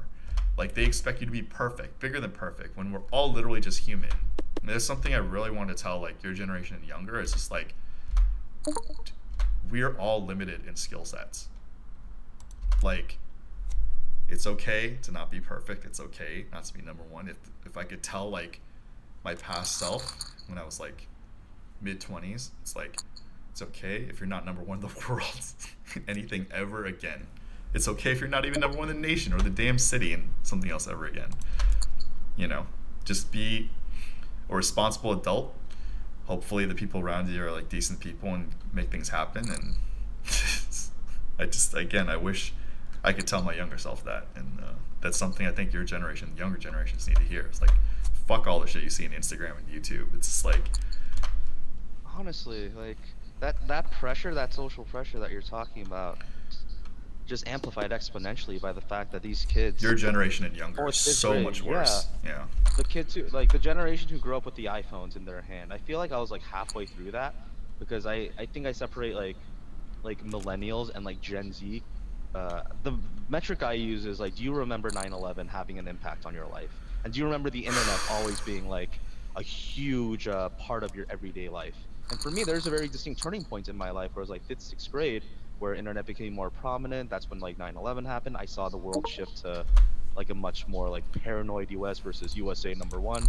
Um, the kids that are like just graduating high school now have had to grow up in this world where everything's on fire all the time and they cannot escape hearing about it because they have a phone in their hand pumping it to them nonstop. And with that phone, you get all of this stuff on Instagram, YouTube, Twitch. This kid Booga, 18 years old, made $3.5 million playing Fortnite at the World Cup. Uh, this like random TikTok chick made like $7 million just making 4-second videos and stuff like that. Everybody feels like they have to be the next star. They have to have 7 side hustles, and like you said, we're all human. We all have a limited skill set. We're all good and bad at different things, and we all are inspired and motivated by different things. The path that Jake Paul, Logan Paul, It doesn't they even walk. exist anymore. Like it's like Exactly. he hit that market share, and there's gonna be a next thing. Maybe there's somebody bigger later, but just like I I wanted, and obviously talked to a bunch of like 30 and 20-year-olds. I'm like, everybody has good generic good qualities and generic bad qualities. Try to accentuate your good qualities as much as possible. Fix your bad qualities as much as possible. But man, like chasing after that other shit is just like not even real. Like we're all Yeah. born with a skill cap. Like, I think back in my prime in games, if somebody had the pressure to beat me in my prime, sorry, I'm gonna be egotistical here. It's not fucking happening. Like, you had to have like earned your way to like compete with me and then beat me. Like, if you can't even get to that echelon where you're qualified to compete with me, and this goes for like every industry, and then you're just like, oh, you have to do this? No, it's just not happening. Do whatever you can, go as far as you can, and then you have to make a life choice of whether you even go further, like your actual potential, or just to stop. Hmm. It's like that's like what your generation younger needs to hear, and my generation needs to be like, don't listen to guys older than me. They don't know what it's like for the internet era and the pressure. I kind of do. I didn't have nearly as much pressure as you guys did, and especially not the guys under 20. That's just like insane. And this causes such a rift. It's partially why the internet's so toxic, is because people even my generation, especially older, they just like can't hear. They like don't know what it's like to have these like pressures, or just like they're so proud of like, oh, their achievements, when it's like that stuff doesn't translate into the world today. It's just not useful. And especially, I think I saw a news report like 21 million robots are being shipped. That's like 21 million jobs, like minimum, that are gone, that just literally don't exist anymore. Like, forget the cotton gin removing work. Like, done. It's not coming back. Like, that this thing literally killed like how many industries? Like 40 major ones and hundreds of other ones. Like, peace out. It's gone. Yeah, I'm glad I wasn't born Younger. 10 years later or 20 years later, man. Like, I mean, even working in schools for the years that I did, seeing the pressure that these little kids have and the inability to escape this pressure. 'Cause, Yeah, like like I said, it's home up with, to like, it's up to older people to be like, it's just to tell them, like, people in my position or your position that like actually have a public voice or have this done, even though like we don't have much viewership, they just got to hear it, like to have closer to inner peace. Like, fuck, I don't have inner peace myself. I can't lecture people about inner peace. So, just like, I got stuff going on. You have stuff going on. It's plenty good. Like, former world champion. I don't need to be that again. Like, that was a chapter in which obviously I was very happy to have that achievement and be at peace that that's what I could do in that era. But like, even if I don't get anything ever again, I should be okay. I have other gigs going, and that's more important. And just like, the people around me, hopefully they're doing okay. That's it. And then, sad to say, like, we're not going to be here one of these days. So that's all we could really do. Like, in the end,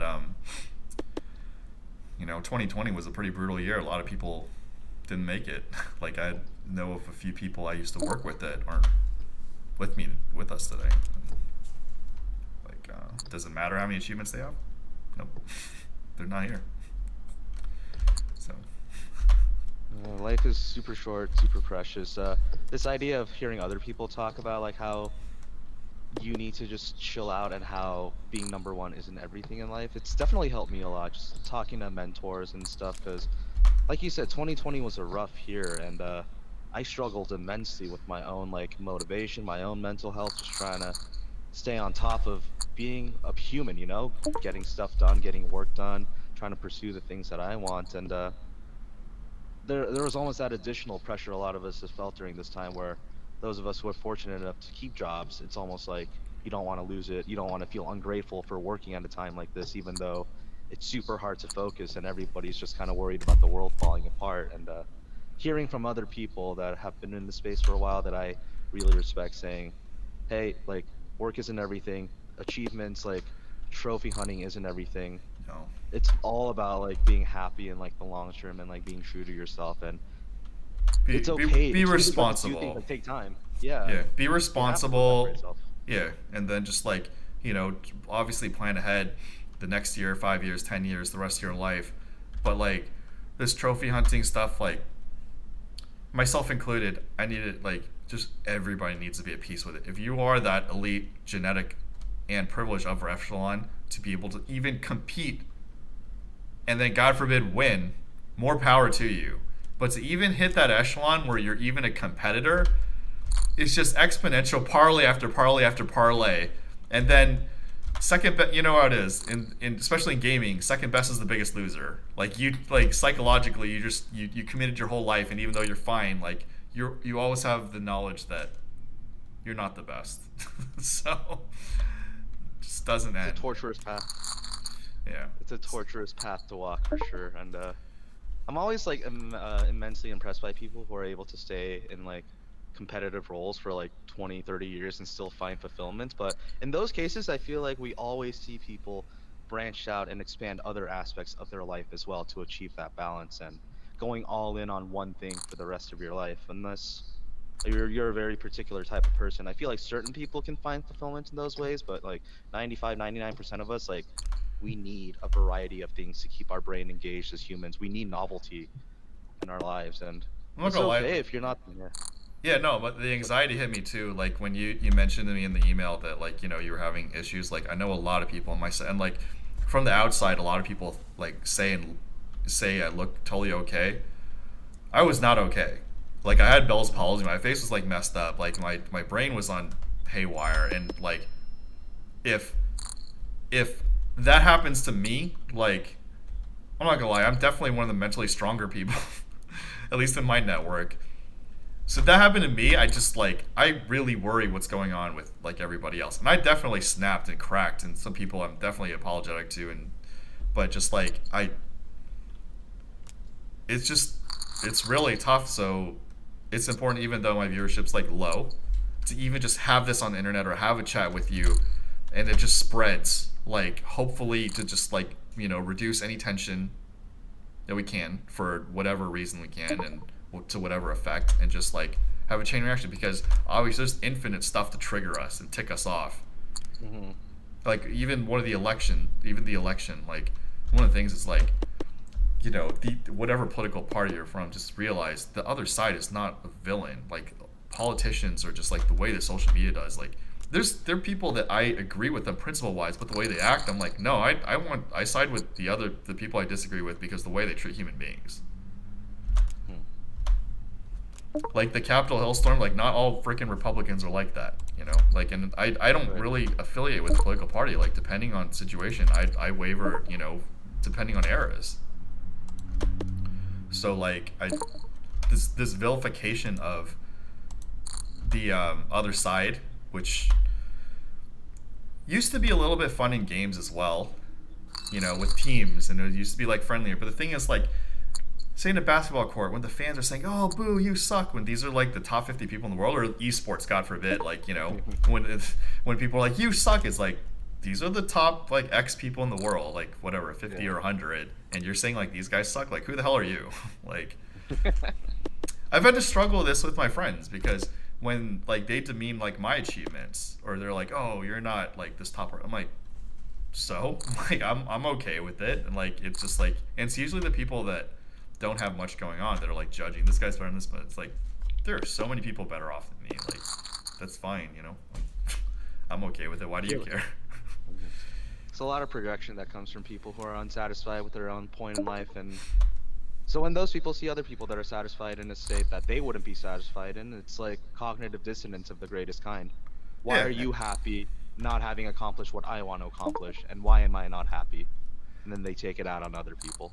I definitely am not like totally happy with myself, so to say. Like I want to achieve more, but like and I'm guilty of this too. Like sometimes I project things, but like I'm working on it every day, and again I apologize to people that I impose on, but like really it's just everybody should try to work on themselves, and just like hopefully with the people a couple degrees away, try to spread like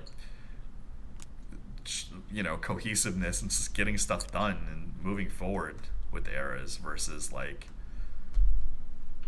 like a lot of society, a lot of the projection through social media, through social pressures, elders are just like very detrimental. And like I know the elders like mean us well, but at some point it's like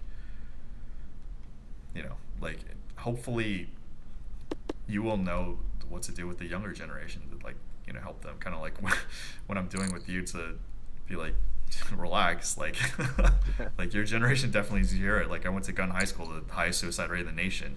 Even when I was at gun high school, already the pressure was so immense. Then of course the internet era comes out, and just like I have achievements that I can be like, oh, okay, I don't need to go to Harvard or Stanford. Like it would have been Right. nice, but I'm plenty good. Like I already accepted that I'm not them.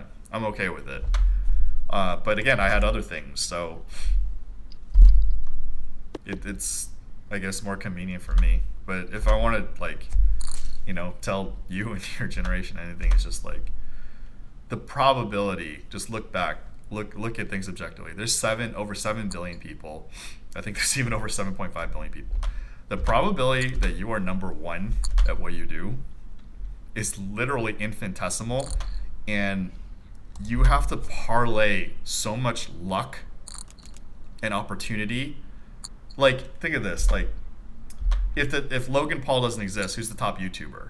Like there's just like all these like small things that would literally change the outcome or change Mhm. history if somebody doesn't exist. Like Bill Gates, obviously insanely smart. If he doesn't have Paul Allen, if he doesn't have Steve Ballmer, do things still turn out? If Steve Jobs doesn't have doesn't have Woz, doesn't have Tim Cook, or Tim Cook doesn't have Steve Jobs, or Woz doesn't have Steve Jobs, like history changes. If I don't exist, somebody else gets this thing. It's just like it's just the world is like there's definitely a lot of predestiny, but there's definitely a lot of just like variance and just like it's not up to you. We're just one goddamn person on this planet. Yeah. That's what I think poker has helped me understand and internalize very effectively. This idea that you can be making all the right plays And at all just the right times, but ultimately, when it comes to like something like a single tournament, you just have to catch at certain times, and you have to make sure other people catch just a little bit worse. yeah, And it's not because you didn't beat that player that you cooler because you're better than them. You're not they number one, they're not number two. Sometimes that's just how the shit plays out, you know?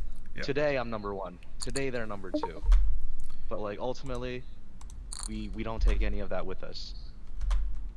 And that stuff is very quickly forgotten too. Like there's so many things that were probably like huge in your life, huge priorities in your life 10 years ago that you can't even like, recall right now, you know? As priorities shift I and can stuff. remember and like I definitely understand why I used to think like that. I wish somebody could quantify certain things better and like there's some mistakes I guess that it is environmental. Like being Asian has given me advantages and has given me disadvantages. Like these are just facts. Like I wasn't as financially educated like when I had money to grow money, and that's because like the Asian culture, while a good quality to like study academics, um, it was also just like not emphasized to just like be I guess be as financially savvy, and that was like uncool for Asian academics, and we all need money, and Yeah. there's like we need more than we ever think we need. So, um, yeah, I mean that's kind of the and there's so many things that I don't even know that I probably should know, like, and I'll find out in like 5-10 years. You know, I don't think there's anything that we really should know, but I think that pressure and that thought creeps into a lot of our heads sometimes.